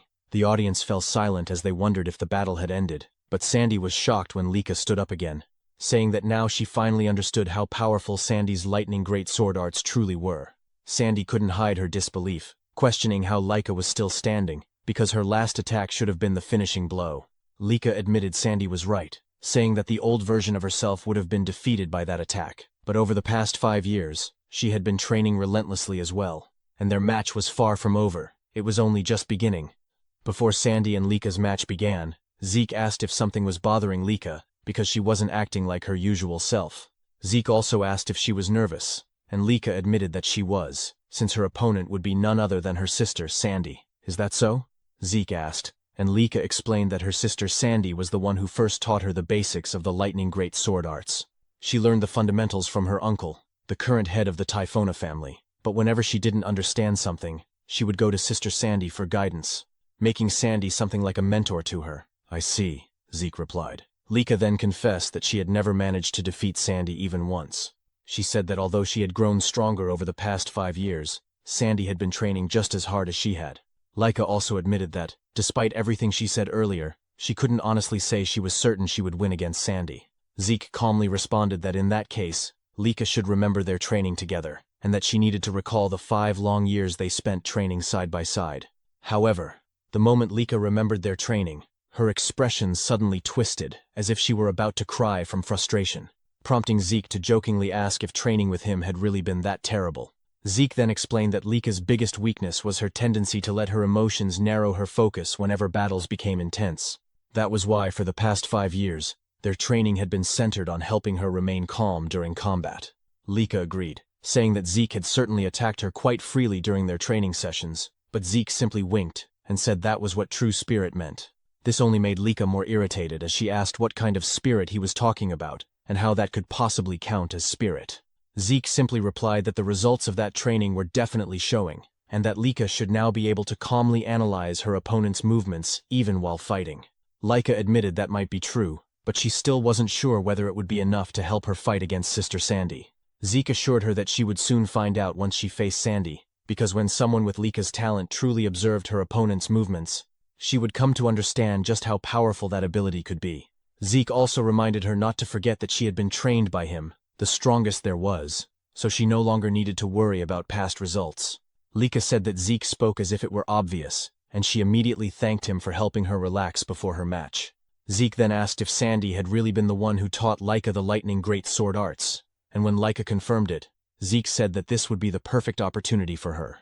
Just like during training, all she needed to do was carefully observe Sandy's techniques, because if she did that properly, she would surely grow even stronger than Sandy. Back in the present battle, Lika stated that she had carefully observed her sister Sandy's lightning great sword arts, even taking Sandy's attacks head-on to study them thoroughly, and now she had finally begun to see through them. When Sandy asked what Lika was talking about, Lika suddenly launched an attack toward her.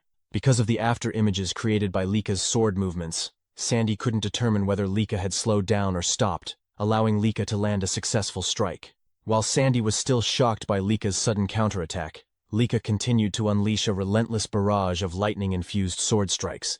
leaving Sandy with no choice but to endure each attack. As Lika charged forward once again, Sandy could only question what was happening and why Lika had suddenly become so fast.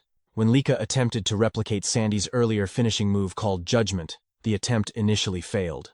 However, Lika quickly realized that her mistake was failing to replicate the tempo variation that Sandy naturally possessed, something Lika previously lacked.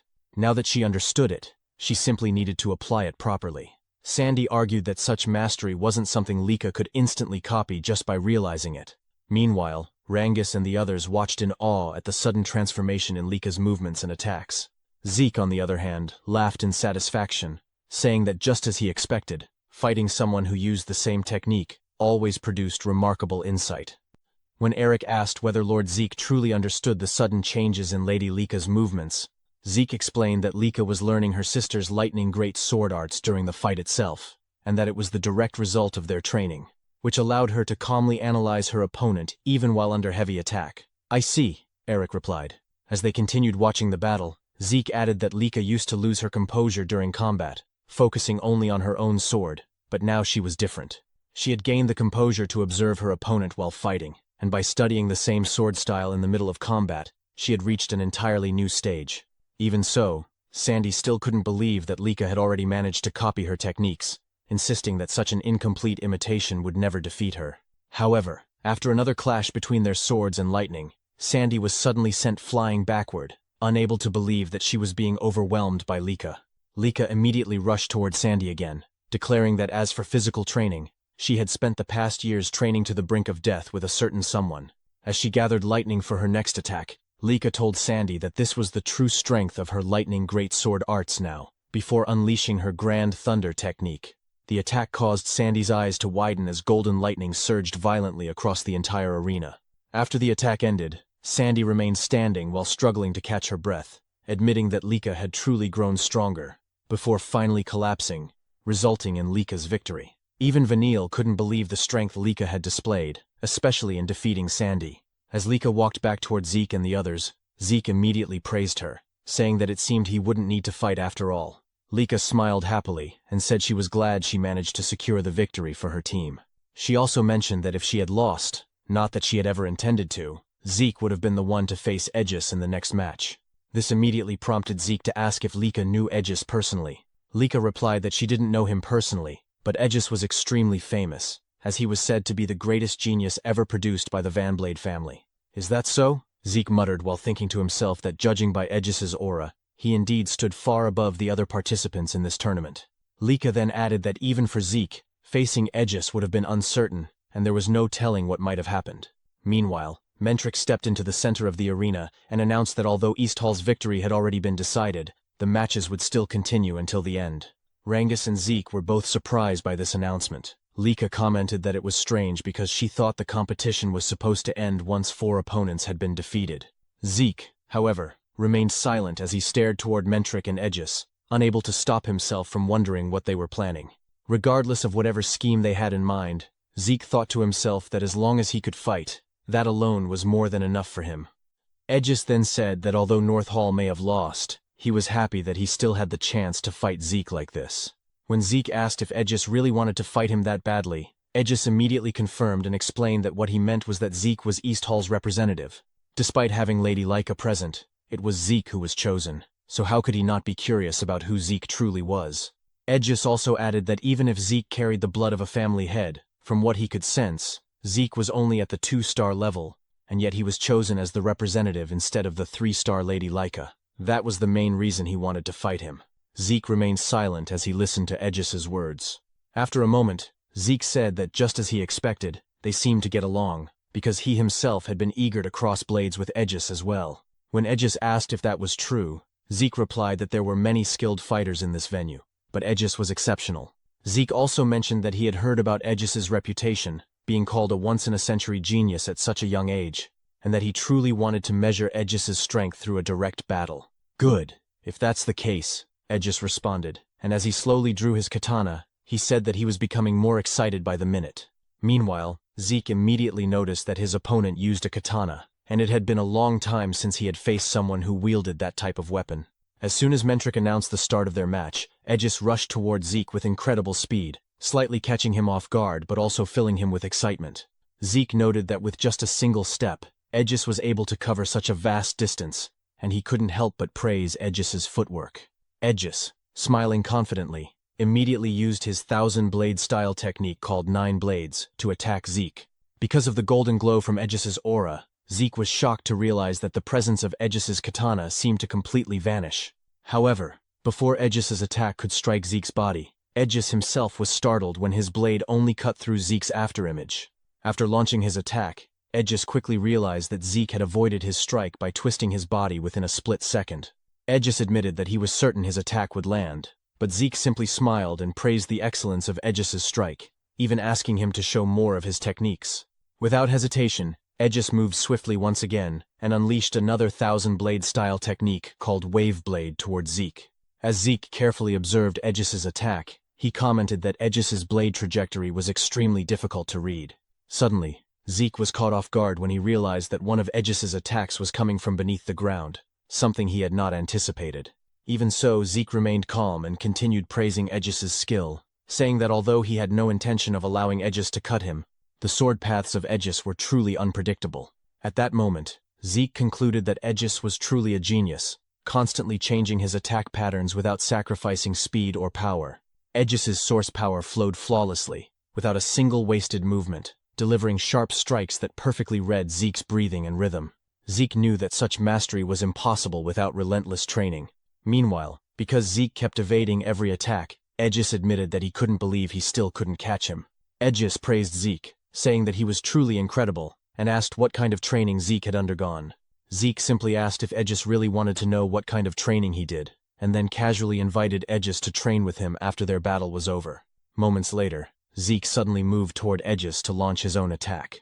As Zeke's eyes flashed with determination, he struck forward with his fist toward Aegis. Aegis immediately raised his katana to block the attack, but the sheer force behind Zeke's punch caused Aegis's entire body to tremble, leaving him in disbelief that Zeke was supposedly only at the 2-star level. After delivering the punch, Zeke noticed the damage inflicted on his own fist, and he realized that although he had tried altering his breathing pattern, Aegis had already adapted to that as well. Because of this, Zeke couldn't help but admit that Aegis was an even more exceptional warrior than he had initially expected. Aegis then remarked that Zeke had finally launched an attack against him, and asked if that meant Zeke was already finished observing his techniques. Zeke replied that, to some extent, he was. Hearing this, Aegis wondered if Zeke had already figured out his abilities. Aegis then launched another swift attack towards Zeke. As Zeke watched the incoming strike, he initially thought it was identical to the previous attacks, but he was suddenly shocked when, just before the blade could reach him, Aegis abruptly changed the direction of his sword using his lingering shadow technique. The unexpected shift prevented Zeke from reacting in time, resulting in Aegis successfully striking Zeke across the chest. After landing his attack, Aegis asked whether he still needed to reveal more of his techniques in order to meet Zeke's expectations. Meanwhile, as Zeke held his chest, he couldn't believe that Aegis had managed to wound him during their fight. Even so, Zeke continued smiling, admitting that their battle was becoming more and more enjoyable. Meanwhile, as the intense battle between Zeke and Aegis continued, Sandy slowly regained consciousness. Their teammates immediately ran toward her, anxiously asking if she was all right. Sandy quickly responded that she was fine. Soon after, she realized that she had lost her match against Lika. Even so, as she recalled how Lika had defeated her, Sandy could not help but smile and let out a soft sigh.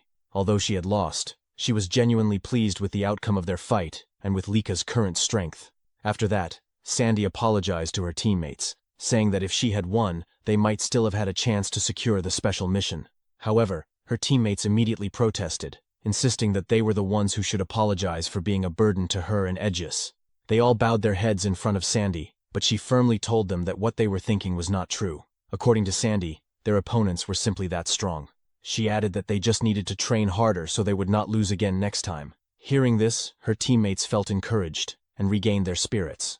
Sandy then asked whether the match between West Hall and South Hall had already begun, but one of them pointed toward the ongoing battle, saying that for some reason, the current match was still going on. She also told Sandy that the fight happening right now was truly incredible. When Sandy looked toward the arena and saw the two fighters clashing, she could not help but feel shocked and wonder what was happening. She immediately realized that Aegis was using the 5 aura blades, which meant he was fighting seriously with his full strength. As Sandy continued watching the battle between Zeke and Aegis, she remembered what Lika had told her, that among their group, Zeke was the strongest. That memory made her fall silent, as she had not fully believed Lika's words before, but now she understood that they were true. Meanwhile, Aegis used his 1000 battle style technique called 5 Shadow to attack the protagonist, but Zeke easily evaded it. Sweat immediately ran down Aegis's cheeks as he could not believe that even that technique had failed to work against Zeke.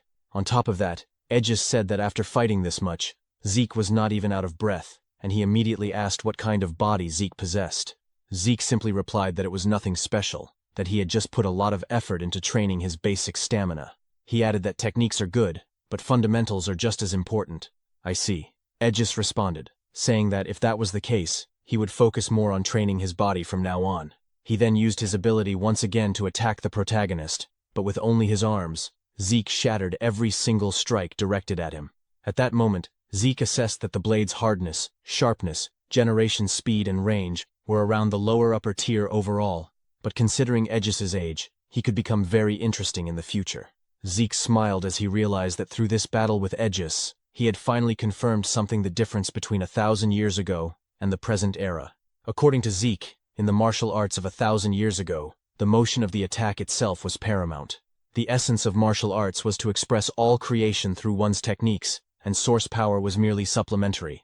But in the modern era, by manifesting source power, practitioners express all of creation through it. In other words, handling source power itself has become the essence of modern martial arts. As he continued evading the attacks, Zeke thought to himself that he had been foolish. He had focused so much on the techniques themselves that he had failed to notice this shift for so long. Even so, he found the changes of the past 1,000 years fascinating beyond measure. Meanwhile, as Aegis continued attacking, he realized that all his strikes were being perfectly countered by Zeke. He could only conclude to himself that Zeke was truly a superhuman. Rangus and the others remained deeply worried, and Rangus mentioned that the fight had already lasted for over an hour, with no sign of ending. Lika, however, calmly said that neither of them was normal, but their battle would probably be over soon. Aegis then told Zeke that it looked like he had already finished observing all of his movements this time. Zeke did not deny it, and said that their fight had been a truly wonderful experience. I think so too, Aegis replied. Suddenly, the protagonist declared that he would pay his respect to Aegis. Therefore, what he had learned from their battle, he would now present to Aegis as a new technique. As Zeke clenched his fist, Aegis suddenly felt an overwhelming pressure. Aegis laughed, saying that now he understood why he could not defeat Zeke. Even so, he gathered his full power and activated the 1000-blade style's secret technique called 5-blade ultimate strike, declaring that he would continue struggling until the end. However, before Aegis could launch his attack, Zeke suddenly leaped high into the air. While suspended above the arena, he gathered his source power into his fist and unleashed a rain of massive golden fists across the entire arena. This technique was Zeke's new move, the modified second form of his Dragon Destruction combat arts, which he called Fist Star. As a result, consecutive explosions erupted throughout different parts of the arena, causing the students watching to panic. When the attack finally struck Aegis, a tremendous explosion shook the entire arena. Reynold quickly raised his shield to protect his teammates, marveling at the sheer power of Zeke's attack. Sandy, meanwhile, was so stunned that she could only ask who had won the fight. At that moment, Mentric declared that they had seen enough and announced the end of the match. As the smoke gradually cleared, Aegis's broken katana became visible. Lying on the ground, Aegis could only laugh, saying that he could not even move a single finger. He admitted that Zeke's strength was overwhelming, and that he still had much more training to do if he wished to catch up. Though sweat continued to drip from Zeke due to exhaustion, he smiled as the victory was declared in favor of East Hall. The spectators could hardly believe what they had witnessed, and could not stop asking what kind of battle they had just seen, as well as how Aegis had been defeated. Mentric then announced that they would repair the arena first before starting the match between West Hall and South Hall, instructing everyone to begin preparing. Rangus and the others were filled with admiration and joy, as they had not expected Zeke to defeat Aegis. Lika commented that Zeke had once again destroyed the arena, and that he was strange in so many ways. Zeke immediately asked what she meant, adding that what mattered most was that he had won. He then said that whatever Lika meant was not important right now, because what they needed to focus on was watching the upcoming match between West Hall and South Hall. That's right, Lika agreed, adding that another candidate for the position of family head would be participating in the next match, none other than Vanille Fafnir Eldragon. After the battle between Aegis and Zeke, Zeke asked Rangus if he had gone a bit overboard, because with that level of destruction in the arena, he thought it would not be repaired anytime soon. However, Ranges told him it was fine, and asked Zeke to look toward the side of the arena. Zeke was completely stunned and immediately asked how it was possible, and how they had managed to restore the arena so quickly. Ranges then explained that the entire arena had been built using a rare stone called etherite, and when someone infused it with source power, it could restore itself to its original form. Upon hearing this, the protagonist immediately realized that this was yet another incredible material that had appeared during the 1,000 years he had been gone. As Zeke continued to marvel at the sight, Ranges added that using such an expensive material to construct an arena of this size was truly astonishing. While smiling, Zeke said that West Hall seemed to have the best overall quality, but South Hall also had some strong-looking fighters, so he wondered how their battle would turn out. However, contrary to Zeke's expectations, the match between West Hall and South Hall became utterly one-sided. At the conclusion of the battle between West Hall and South Hall, Mentric couldn't shake off a growing sense of doubt. He felt that something about Vanille's match was off. More than that, he found it hard to believe how overwhelmingly one-sided the fight had been. He couldn't help but question whether Vanille truly possessed enough strength to defeat Lila Sonar that easily. Meanwhile, Vanille calmly asked Mentric if he was going to announce the winner. Snapping out of his thoughts, Mentric looked away briefly before declaring that the victor of the match was West Hall, led by Vanille. He then added that the final battle between East Hall and West Hall would begin in 1 hour. As the announcement settled over the arena, the spectators remained unusually quiet, still unable to process what they had just witnessed. In contrast, Lila's teammates were deeply worried about her condition. One of them carried her away carefully, while Lika stared in disbelief, unable to accept that Lila had been defeated so effortlessly. Zeke, on the other hand, remained silent, observing everything. In Zeke's mind, he was certain something was wrong. The gap in strength and abilities between Lila and Vanille should not have been that wide. Yet for some unknown reason, Lila's source power flow had been completely unstable. In that state, there was little doubt that something had gone wrong with her compared to her normal condition, which explained why the fight had ended so one-sidedly. Zeke also suspected that Mentric, acting as referee, had noticed something unusual. This left him quietly wondering what had truly happened during Vanille and Lila's battle. Even Reynold couldn't believe that Lady Lila from the Sonar family would appear so helpless as they had just seen. He remarked that, as expected, a next head candidate was on a completely different level from them. However, Celine pointed out that the fight had felt too one-sided. Lika agreed, but said that perhaps that was simply the reality. It was their first time witnessing the true strength of the prominent figures from other halls, so it was difficult to determine whether something was actually wrong. Eric then mentioned that speaking of next head candidates, that included Lord Zeke and Lady Lika as well, meaning Lord Vanille must also possess incredible power like them. Though hesitant, Celine and Lika eventually nodded in agreement. Ranges, however, remained silent and absent-minded. When Eric asked what was troubling him, Ranges said it was nothing, just that Lord Vanille was astonishingly strong, and in fact, everyone from West Hall seemed powerful. His words unintentionally dampened Reynold's spirit, prompting Ranges to quickly apologize for sounding so weak-hearted right before their upcoming match. Lika then said that Ranges wasn't wrong. She admitted that she had lost her last match too, and as frustrating as it was, she was still nowhere near West Hall's level. Eric responded that if Lika was saying that, then he felt the same. He couldn't even defeat any of them, despite having more stars. Even so, he had no intention of losing. Just like Ranges and the others who managed to overcome stronger opponents, he wanted to do the same. They could still defeat West Hall. His determination reignited Celine's spirit. As Zeke watched them, he thought that their fighting spirit was finally in the right place. It seemed that Marin and Eric might truly grow from this battle. However, the bigger concern right now was Lika. To Zeke, it didn't seem like Lika had noticed Lila's abnormal source power at all. If she believed everything that happened was purely Vanille's strength, then her shaken reaction made sense.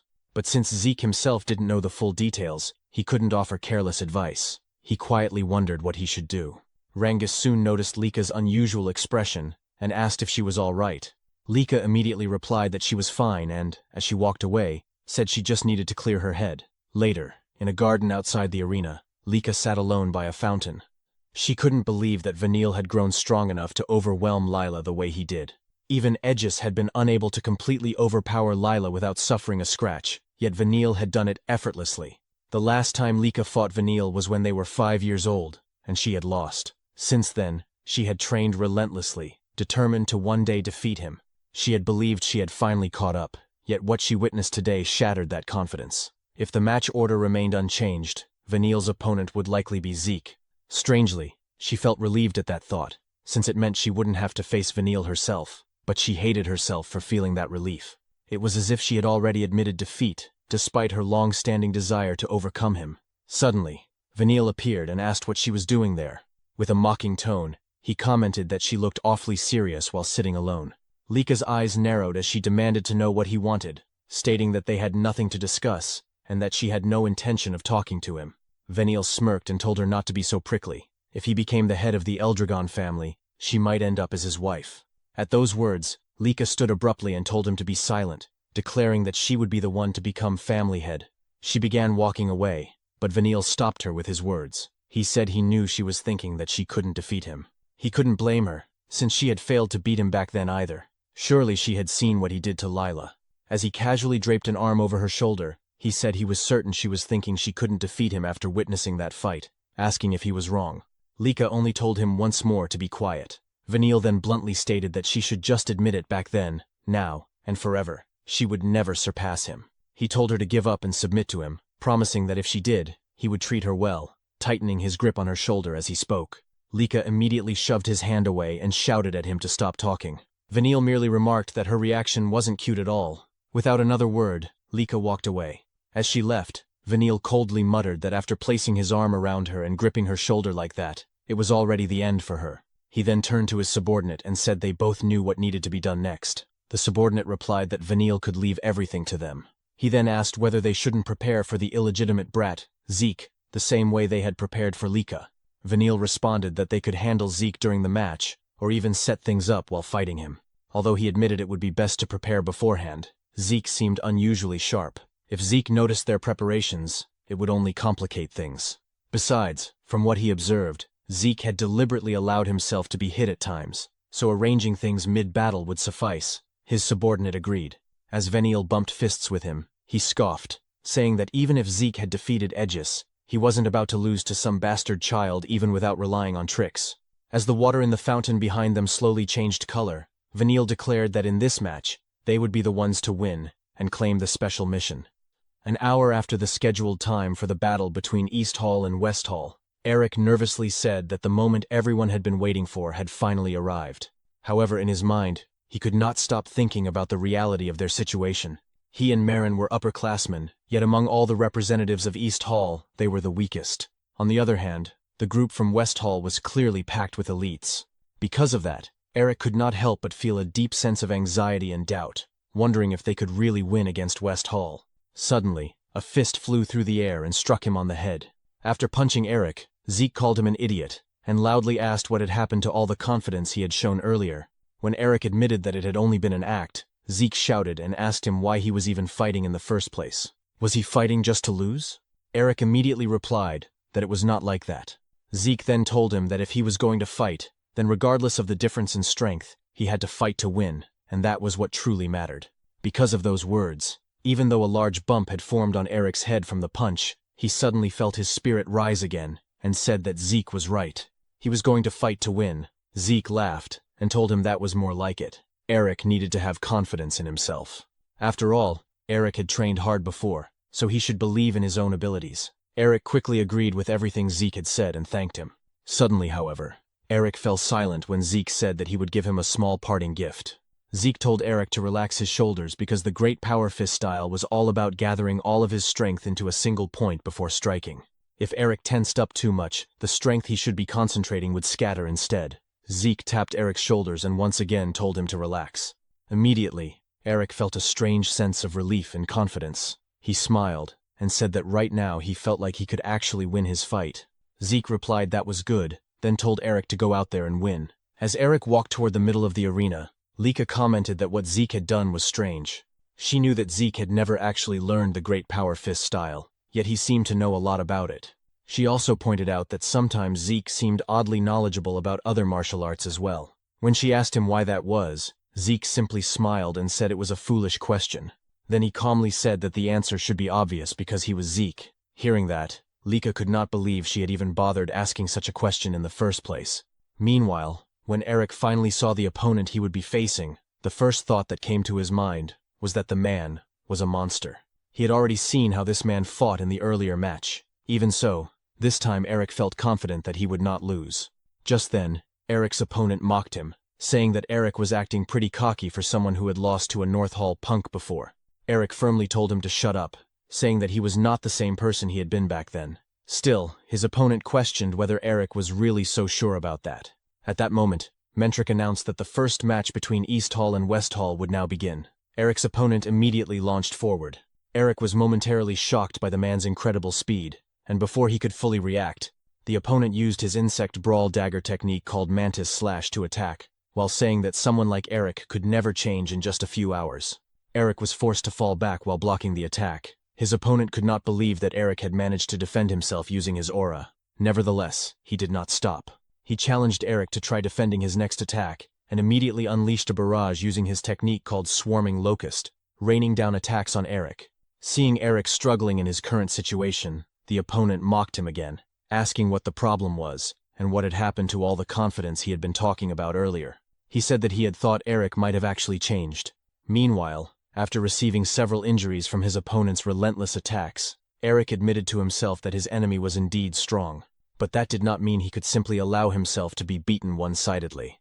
Eric immediately launched a punch in retaliation, but his opponent easily dodged it and told him that he was far too slow. At the same time, Eric received another blow from his opponent, who confidently declared that there was no way an attack like Eric's would ever hit him. Eric realized that at this rate, he would never be able to catch his enemy. He asked himself what he should do now. At that moment, he remembered Zeke's words he needed to relax his shoulders, because the great power fist style gathered all of his strength into a single point. Eric suddenly fell silent for a moment before making a decision to gamble everything on a single attack. He returned to his stance and began gathering his aura. Seeing this, his opponent sneered and said that a weakling like Eric was surprisingly stubborn. The opponent then used a technique called Stinging Bee Flash in an attempt to break through Eric's defense. However, after taking the attack head-on, Eric suddenly smiled and said that he had finally caught him. His opponent was shocked when Eric grabbed and restrained his weapon. Eric then declared that it was time for him to take Eric's attack. Gathering all the aura he had concentrated into his fist, Eric unleashed the Great Power Fist technique, called Great Power Fist. The powerful blow sent his opponent flying straight into the wall of the arena. The spectators fell into stunned silence. Meanwhile, Zeke simply smiled as Mentric announced that the winner of the match was Eric from East Hall. Eric's opponent had lost consciousness. His eyes rolled back and completely white. Eric's face immediately turned red with joy, and he could not stop himself from shouting in excitement over his victory. Sometime later, when Eric's opponent regained consciousness, he could not believe that he had been defeated by Eric. While holding his injured arm, he suddenly heard someone call his name. It was Vanille. The man quickly went before Vanille and knelt down, apologizing for losing his match. However, before he could even finish speaking, Vanille suddenly attacked him. The brutal act caused intense fear among the members of West Hall, including Retin. Vanille then looked coldly at the rest of his companions and asked if they understood what they needed to do. He told them that they must crush every opponent they faced. None of them dared to object and simply obeyed his command out of fear. Meanwhile, Eric confidently told Marin that she could definitely win her match. Marin nodded in agreement, while her opponent simply stared at her with a serious and unwavering gaze. When Mentric finally gave the signal to begin the fight, Marin immediately released her aura and rushed toward her opponent with great speed. As she charged forward, she used her red flame sword style technique called Spark/Times to launch her attack. However, her opponent easily defended against the strike using his spear. With precise timing, he deflected Marin's sword, causing her to lose her balance for a brief moment. Seeing the opening, her opponent quickly took advantage of it. After moving swiftly to Marin's side, he immediately unleashed the Great Wild Spear style technique, known as Rampaging Pierce, striking Marin hard in the side. Because of the heavy damage Marin received from the attack, she couldn't help but drop to one knee and cough violently. Before she could even recover, her opponent launched another attack without hesitation. As the assault continued, Rangus could hardly believe what he was witnessing and could only mutter that the situation for Marin was looking bad.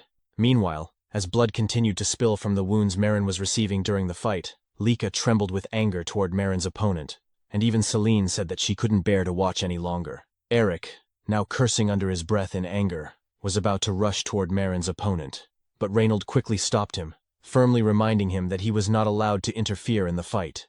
Reynold added that the match hadn't been officially called yet, and if Eric jumped in now, the East Hall would lose by disqualification. After some time passed, Mentric finally declared that the winner of the match between Marin and her opponent was the West Hall. While Marin lay there unconscious, her opponent arrogantly stepped on Marin's face. As Mentric's declaration of victory echoed through the arena, Eric and the others immediately ran toward Marin. While Eric and Lika were filled with deep worry as they saw Marin lying there, covered in blood, Zeke remained silent as he watched everything that had happened. However, the intense anger on his face revealed just how furious he was at the severe injuries Marin had suffered. As Rangus and Celine continued to worry about Marin, Eric shouted Marin's name in desperation. Rangus couldn't help but wonder if Marin would be all right, while Celine said that the injuries Marin had received from her opponent were far too excessive. Zeke, on the other hand, had a look of intense anger on his face, yet he remained silent as he calmly watched their enemies. As Marin's opponent began walking away from the scene, Eric suddenly shouted at him. Raising his voice, Eric demanded to know if there had been any need for him to go that far. The opponent's expression darkened slightly, and when he turned back, he asked if they had a problem. When Eric asked what he meant by that, the man simply replied that what had happened was a battle, in other words, real combat, and he had merely gone all out to ensure a certain victory against Marin. Hearing that only made Eric angrier. He said that even if it had been a battle, what he did to Marin was still too much, especially since she had suffered severe injuries and lost consciousness. Celine also shouted in agreement, saying Eric was right, and that Marin's opponent didn't need to go that far. The man merely smiled mockingly and said they were too soft. According to him, those from West Hall never showed mercy to their enemies in real combat. As he pointed at Eric and the others, he said that in West Hall they simply crushed their enemies, and that was all there was to it. Lika immediately stepped forward and walked toward Marin's opponent. With a dark expression, she asked if what he had done was an order from Vanille. However, the man answered arrogantly, saying, "So what?" He added that if they didn't like it, they could just forfeit. Then he asked Lika if she didn't understand what it meant that the referee hadn't stopped the match. He continued by saying that Marin had still shown the will to fight, and that he had only needed to break that will. After that, he asked them if what he had done wasn't simply natural. Lika shouted again in anger, but Marin's opponent only complained that they were being too noisy before turning his back on them. As he walked away, he mockingly told them they should worry about themselves first before worrying about their friend, because all of them would end up the same way Marin did. Not long after that, Retin suddenly stepped in and said, "That's just how it is." He added that they were welcome to forfeit right there if they wanted. Then he looked at Rangus and asked if he had heard what was just said. Rangus suddenly turned his head toward him, sweat slowly running down his cheek as he uttered Retin's name. Retin then casually said that Rangus should start calling him by his name now, before immediately asking if Rangus planned to forfeit their match. Rangus remained silent. Retin mocked him again, saying that if Rangus wanted to be toyed with like that girl Marin, he wouldn't stop him. He even asked if Rangus wanted him to do the same thing he used to do to him back in the village, calling Rangus a weakling. Rangus lowered his head, his face darkening. Lika, on the other hand, was clearly furious at Retin's words, but Rangus suddenly told Lady Lika that it was fine. Slowly rising to his feet, Rangus said that he wasn't running away. This made Lika turn and look at him in surprise. Rangus then declared that today, right here, he was going to surpass Retin. Retin immediately looked annoyed and demanded to know what Rangus meant by that. Meanwhile, as Marin remained unconscious, the medical team continued treating her injuries while the spectators silently watched everything unfold. In the middle of the arena, Rangus let out a deep breath while gripping his spear when suddenly someone called his name, startling him. Rangus was both confused and astonished because he immediately recognized the voice. It was Zeke's. When he turned to look at him, Zeke calmly told him not to worry because no one else could hear them. According to Zeke, he was speaking directly into Rangus's mind. He explained that he had recreated this technique a few years ago, after reading many books. As Rangus wondered where he should even begin commenting on what Zeke had just done, Zeke told him that more importantly, the reason he used the technique was to give Rangus a piece of advice. When Rangus asked what advice he meant, Zeke said, "There is a saying clouds drift freely, and water flows gently." Rangus began wondering what exactly Zeke meant by that proverb. Zeke continued, saying that clouds drift without a care and water flows ever so gently. He added that whenever Rangus was struggling, he should picture that image in his mind. Just then, Mentric asked what Rangus was doing. Rangus immediately apologized and quickly assumed his battle stance. Mentric then announced that the second battle between West Hall and East Hall would begin. The moment Rangus heard the start of the match, he moved forward and used his Cloudwater spear-style technique called Water Pierce to attack Retin. Retin was briefly surprised by Rangus's speed, but he easily countered the attack and deflected the spear. Retin then told Rangus not to get cocky, calling him a little weakling, He used his serpent strike sword-style technique called ambush pierce. His aura took the shape of a snake, as it shot directly toward Rangus's chest. As Rangus defended himself against the attack, Retin sneered and said that was all Rangus had behind his big talk. He mocked him further, saying Rangus looked pathetic and calling him a little runt as he charged forward to attack again. Rangus remained silent, raising his spear once more to prepare for the incoming strike. However, when Retin used another serpent strike sword-style technique called serpentine slash, Rangus was caught off guard. The attack twisted and curved like a snake, making it impossible for him to block properly, and he was struck in the side. Rangus immediately thought that he was certain he had defended against the attack, yet somehow Retin had changed the direction of his strike mid-attack. Retin mockingly asked what was wrong with him and told Rangus to try hitting him back if he even could.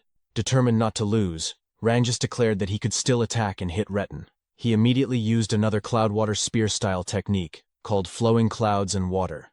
But before their weapons could clash, Retin suddenly smiled. In the next instant, his attack curved again and changed direction, striking Rangus once more and sending him flying away. The explosion that followed caused Lika and the others to worry greatly, while Zeke simply remained silent as he watched the battle. After the dust slowly cleared, Rangus could be seen kneeling on the ground while holding onto his spear. Rangus thought to himself that he had tried to deflect and counter Retin's attacks, but every move he made was being turned against him. Retin asked if Rangus had been thinking about using his movements to counterattack. Laughing mockingly, he told Rangus to give him a break. He called Rangus a poor guy, before revealing that his specialty was countering. Retin then said it was unfortunate for Rangus, because he was several levels above him in every way. Meanwhile, Rangus struggled to stay standing, gripping his spear so he wouldn't collapse. He said that what Retin claimed was impossible. However, Retin suddenly stepped forward, grabbed Rangus by the hair, and said he didn't know what kind of delusion Rangus was living in. He mockingly declared that a child of a pseudo-dragon could never become strong. According to him, Rangus was nothing in the end, just a weakling like his father. Even while struggling, Rangus told Retin not to dare insult his father, but while holding Rangus by the hair, Retin punched him in the face and called him a fake dragon.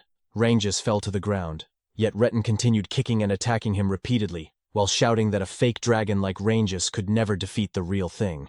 As Rangus continued to receive heavy blows from Retin, he began to think to himself that he really was hopeless after all. He thought he had grown stronger, but perhaps it had all been a delusion because he was still weak. Tears slowly streamed down his face as the thought echoed in his mind that he was just a fake dragon after all. At that moment, a memory resurfaced.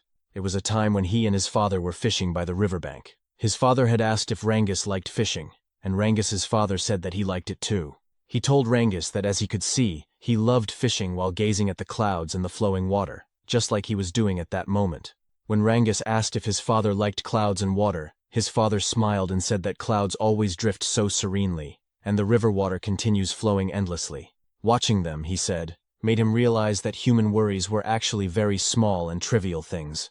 When Rangus asked what he meant, his father simply replied that maybe someday Rangus would understand it as well. Back in the present, Rangus lay on the ground covered in blood as he whispered the words drifting and flowing. Mentric remained silent as he carefully observed the battle. Soon after, Retin grabbed Rangus again and declared that this was where their fight would end. As Retin gathered his aura into his fist for the finishing blow, he said that a fake dragon would always remain a fake. He added that Rangus should crawl through life on his hands and knees, but when Rangus opened his eyes, he remembered Zeke's words before the battle began. Just like water flowing gently, Rangus's aura began to flow smoothly through his body. Before Retin's attack could land, Rangus managed to block it. Retin did not expect Rangus's sudden defense, and upon sensing the aura coming from him, he quickly stepped back and retreated to pick up his sword. Meanwhile, Mentric smiled in surprise at the unexpected turn of events. He had just seen the third star on Rangus's chest shine brightly, clear proof that Rangus had broken through to the 3-star level right in the middle of his battle with Retin. Retin's face darkened instantly, his expression twisting with rage at what he had just witnessed. More than anything, he could not believe that Rangus had actually broken through to the 3-star level in the middle of their battle. The realization only fueled his anger. Further, he refused to accept that Rangus now stood on the same level as him. "There's no way some fake is standing on the same level as me," Retin snarled, declaring that he would never acknowledge it. As he prepared to strike again, he shouted that he would never accept that someone he once mocked had reached the same 3-star rank. Without hesitation, Retin unleashed his serpent strike sword-style serpentine slash, sending a swift and twisting attack toward Rangus. Despite having one eye nearly shut from his injuries, Rangus reacted with remarkable speed, effortlessly evading the strike even as it shifted direction. Retin was stunned. That same attack had landed before, yet now Rangus avoided it so easily. A thought crossed his mind. Had Rangus already read the pattern of his attacks? The idea was unbearable. Refusing to accept it, Retin launched another assault, this time using rampaging serpent flash. As he rained down relentless strikes, he shouted for Rangus to try and withstand this one. But once again Rangus moved with uncanny fluidity, dodging every blow with motions as soft and natural as clouds drifting and water flowing. Lika could hardly believe what she was seeing, while Zeke calmly observed and remarked that Rangus had just taken a step closer to the essence. Curious, Lika immediately asked what he meant. Zeke explained that clouds drift freely and water flows gently, never stopping no matter what happens. Like them, Rangus was learning to accept incoming force and let it pass through him, adapting fluidly with every movement. Zeke added that he himself had demonstrated a glimpse of it earlier, but Rangus had fully made it his own in this battle. Hearing this, Lika was left in awe, sweat forming on her cheek as she admitted she couldn't believe Rangus had achieved that in such a short time. However, Zeke pointed out that Rangus didn't even seem aware of it yet, and that his level of focus was truly extraordinary. Retin, on the other hand, could only curse in frustration as he watched everything unfold. For reasons he couldn't explain, fear began creeping into his heart. Shouting desperately, he warned Rangus not to come any closer as he unleashed a barrage of attacks. Yet, just like before, every strike was easily avoided. When Retin's sword finally clashed with Rangus's spear, he couldn't withstand the force behind it. As he prepared to attack again, Zeke suddenly laughed in excitement, saying that this was exactly it, because water doesn't always flow calmly. Seeing the attack Rangus was about to unleash, Retin panicked. He turned and ran, cursing and questioning how Rangus had become this strong. Meanwhile, Rangus slowly formed a swirling water tornado at the center of the arena. Zeke declared that once water grows wild, no one can stand against its current. The attack struck Retin square in the chest, sending him flying as he coughed up blood before losing consciousness. Seeing Retin's condition, Mentric immediately declared the match over and announced East Hall as the winner. Rangus stood there in shock, unable to fully grasp what had just happened. As he questioned everything, Lika and the others ran toward him, calling his name. Lika excitedly praised him, saying he was amazing and congratulating him on reaching the 3-star level and winning right after. She called it the best outcome possible. But Rangus, still confused, asked if she was really talking about him if he had truly broken through and won. When he looked over at Retin lying unconscious, disbelief filled his eyes. He couldn't believe he had defeated someone who had mocked and hurt him since childhood back in their village. Even so, he kept asking if he had really won. Celine happily confirmed it, saying his match was incredible. Stuttering, Rangus finally admitted that he had truly defeated Retin. As he stared at him, memories flooded back, and before he knew it, tears began to fall. Eric immediately put an arm around him and asked why he was crying, then curiously questioned what that crazy move earlier had been. Still unaware, Rangus asked what he meant. Lika added that she also wanted to know what that attack was. Reynold described it as a massive water dragon surging upward like a waterfall, saying it looked insane and incredibly cool. Rangus could only shake his head, insisting he didn't know any move like that, but Reynold was certain that was exactly what it looked like. Then Zeke finally spoke, revealing that the technique Rangus used was called Rising Dragon Pierce.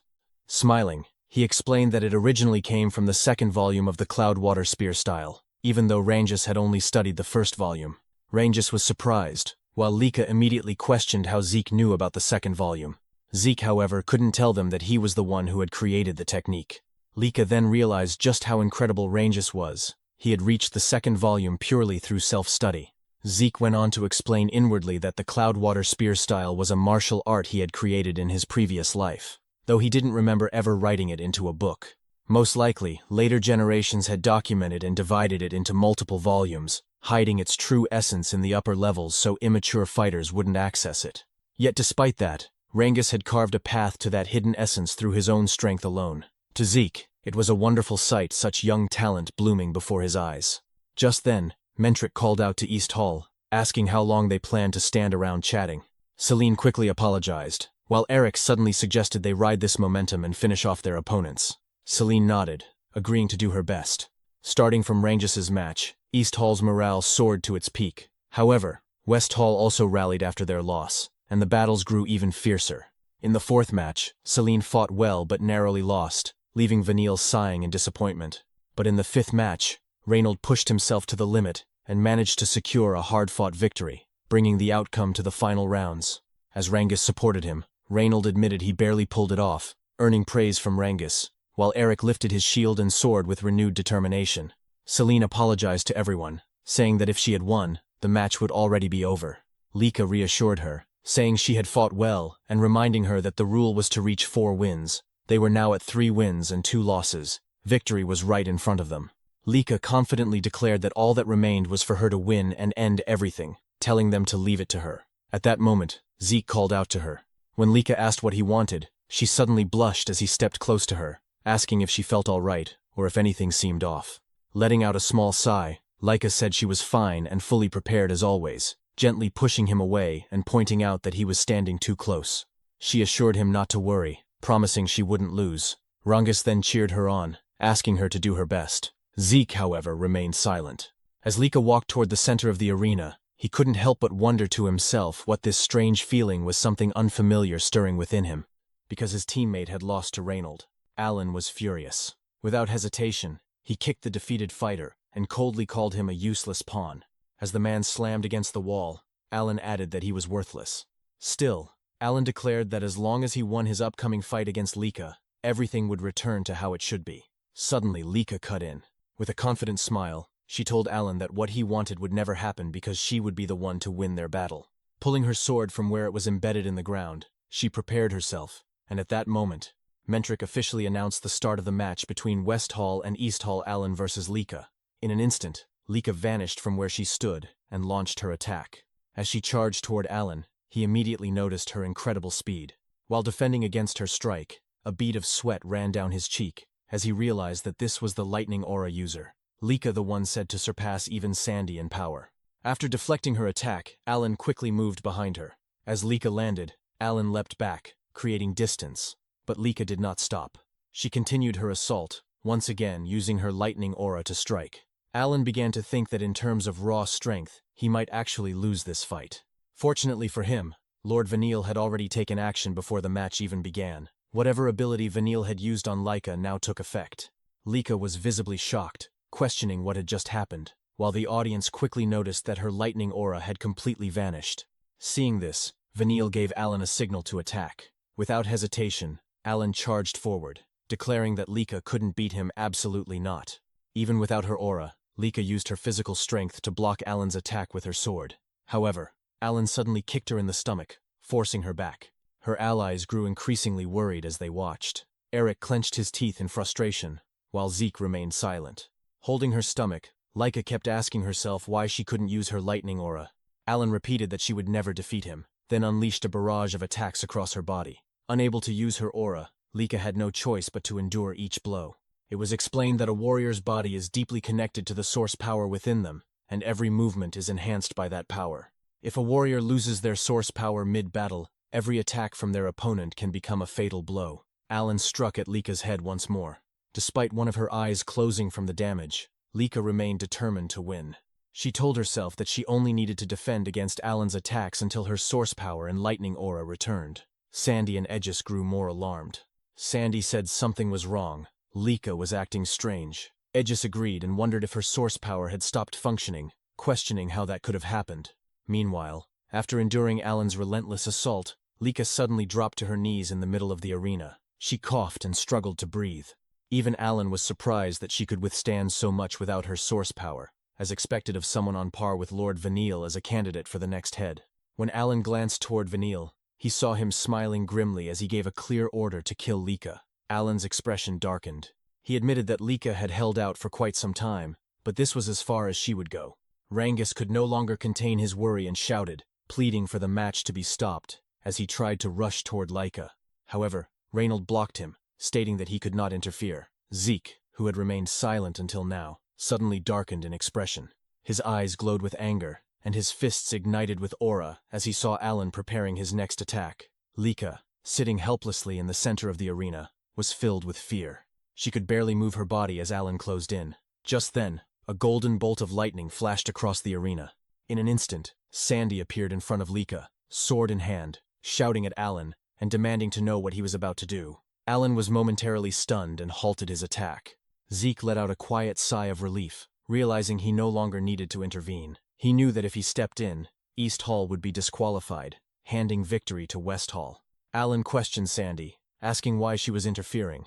Sandy angrily replied that Alan should not pretend innocence. He had clearly tried to kill Lika, and she demanded that he confirm it. The audience fell silent in shock. Alan smirked and accused Sandy of being overly violent in her thinking, insisting that he would never do such a thing to a family head candidate. At that moment, Edges stepped into the arena and questioned Alan as well. From his position, the last strike had looked far too dangerous. Alan grew irritated and asked if they were accusing him. Edges calmly replied that if Alan disliked being accused, he should be more careful with his actions. He pointed out that anyone could see Lika could not use her source power, and attacking someone in that state with aura was unacceptable. Vanille then approached, calling out to Edges and asking if he was interfering in the match just to complain about how they fought. He stated that in real combat, an opponent's condition doesn't matter, they simply crush the enemy completely. According to Vanille, West Hall fights as if every match is a real battle. Sandy, still furious, argued that even so, there should be limits, that this was a match, not a death duel. Vanille mocked them, calling them soft and saying that was exactly why they lose. Edges remained silent, but Sandy's anger only grew. Vanille continued, saying they were not playing pretend war, they were fighting for real. He laughed, then added that while this was not a kill or be killed situation, they were still holding back, so it wasn't as if they were trying to kill Lika.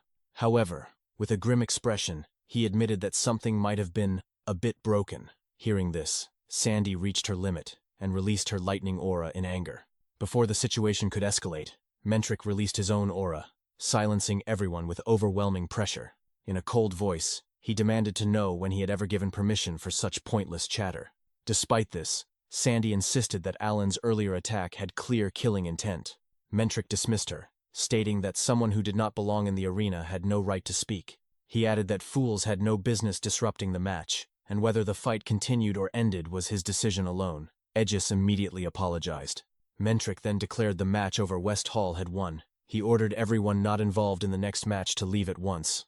Edges quickly lifted Lika and told Sandy to pick up her sword before they left. As they exited the arena, Rangus and the others rushed to Lika's side, deeply worried. Edges reassured them that she would be fine. He had already given her a healing potion, but she needed time to recover, so he would take her straight to the infirmary. Zeke remarked that Edges might face consequences for what he and Sandy had done. Edges simply smiled and told him not to worry, adding that he knew Zeke had also been ready to step in. Zeke jokingly denied it. As Edges carried Lika away, Sandy commented that something about all of this felt wrong. Alan was strong, yes, but for Lika to be overwhelmed like that was impossible. Edges agreed, saying that something had already felt off since the very first match with Lila. There was definitely something going on with West Hall. While Lika remained unconscious, Edges warned Zeke to be careful in his upcoming fight against Vanille. Zeke gave a slight nod, saying he appreciated the concern. As he walked toward the center of the arena, Vanille pointed his weapon at him and declared that it was unfortunate Zeke would never be able to defeat him, and East Hall's loss was already guaranteed. Zeke ignored him completely. Instead, he casually stretched right in front of him. Vanille fell silent, veins bulging on his face in irritation. Mentric then announced the 7th match between East Hall and West Hall. The moment he gave the signal to begin, Zeke moved. In an instant, he delivered a powerful punch straight to Vanille's jaw, causing him to spit blood. Zeke coldly remarked that Vanille's smug attitude really irritated him, and he wanted to see how long he could keep it up. The force of the blow sent Vanille flying into the wall at the far end of the arena, triggering a massive explosion. The audience was left in complete shock, their jaws dropping, while even Mentric widened his eyes in disbelief at what he had just witnessed. Zeke then added that for someone who talked so much about real combat, Vanille had left himself completely open and asked if this was the kind of real combat he liked.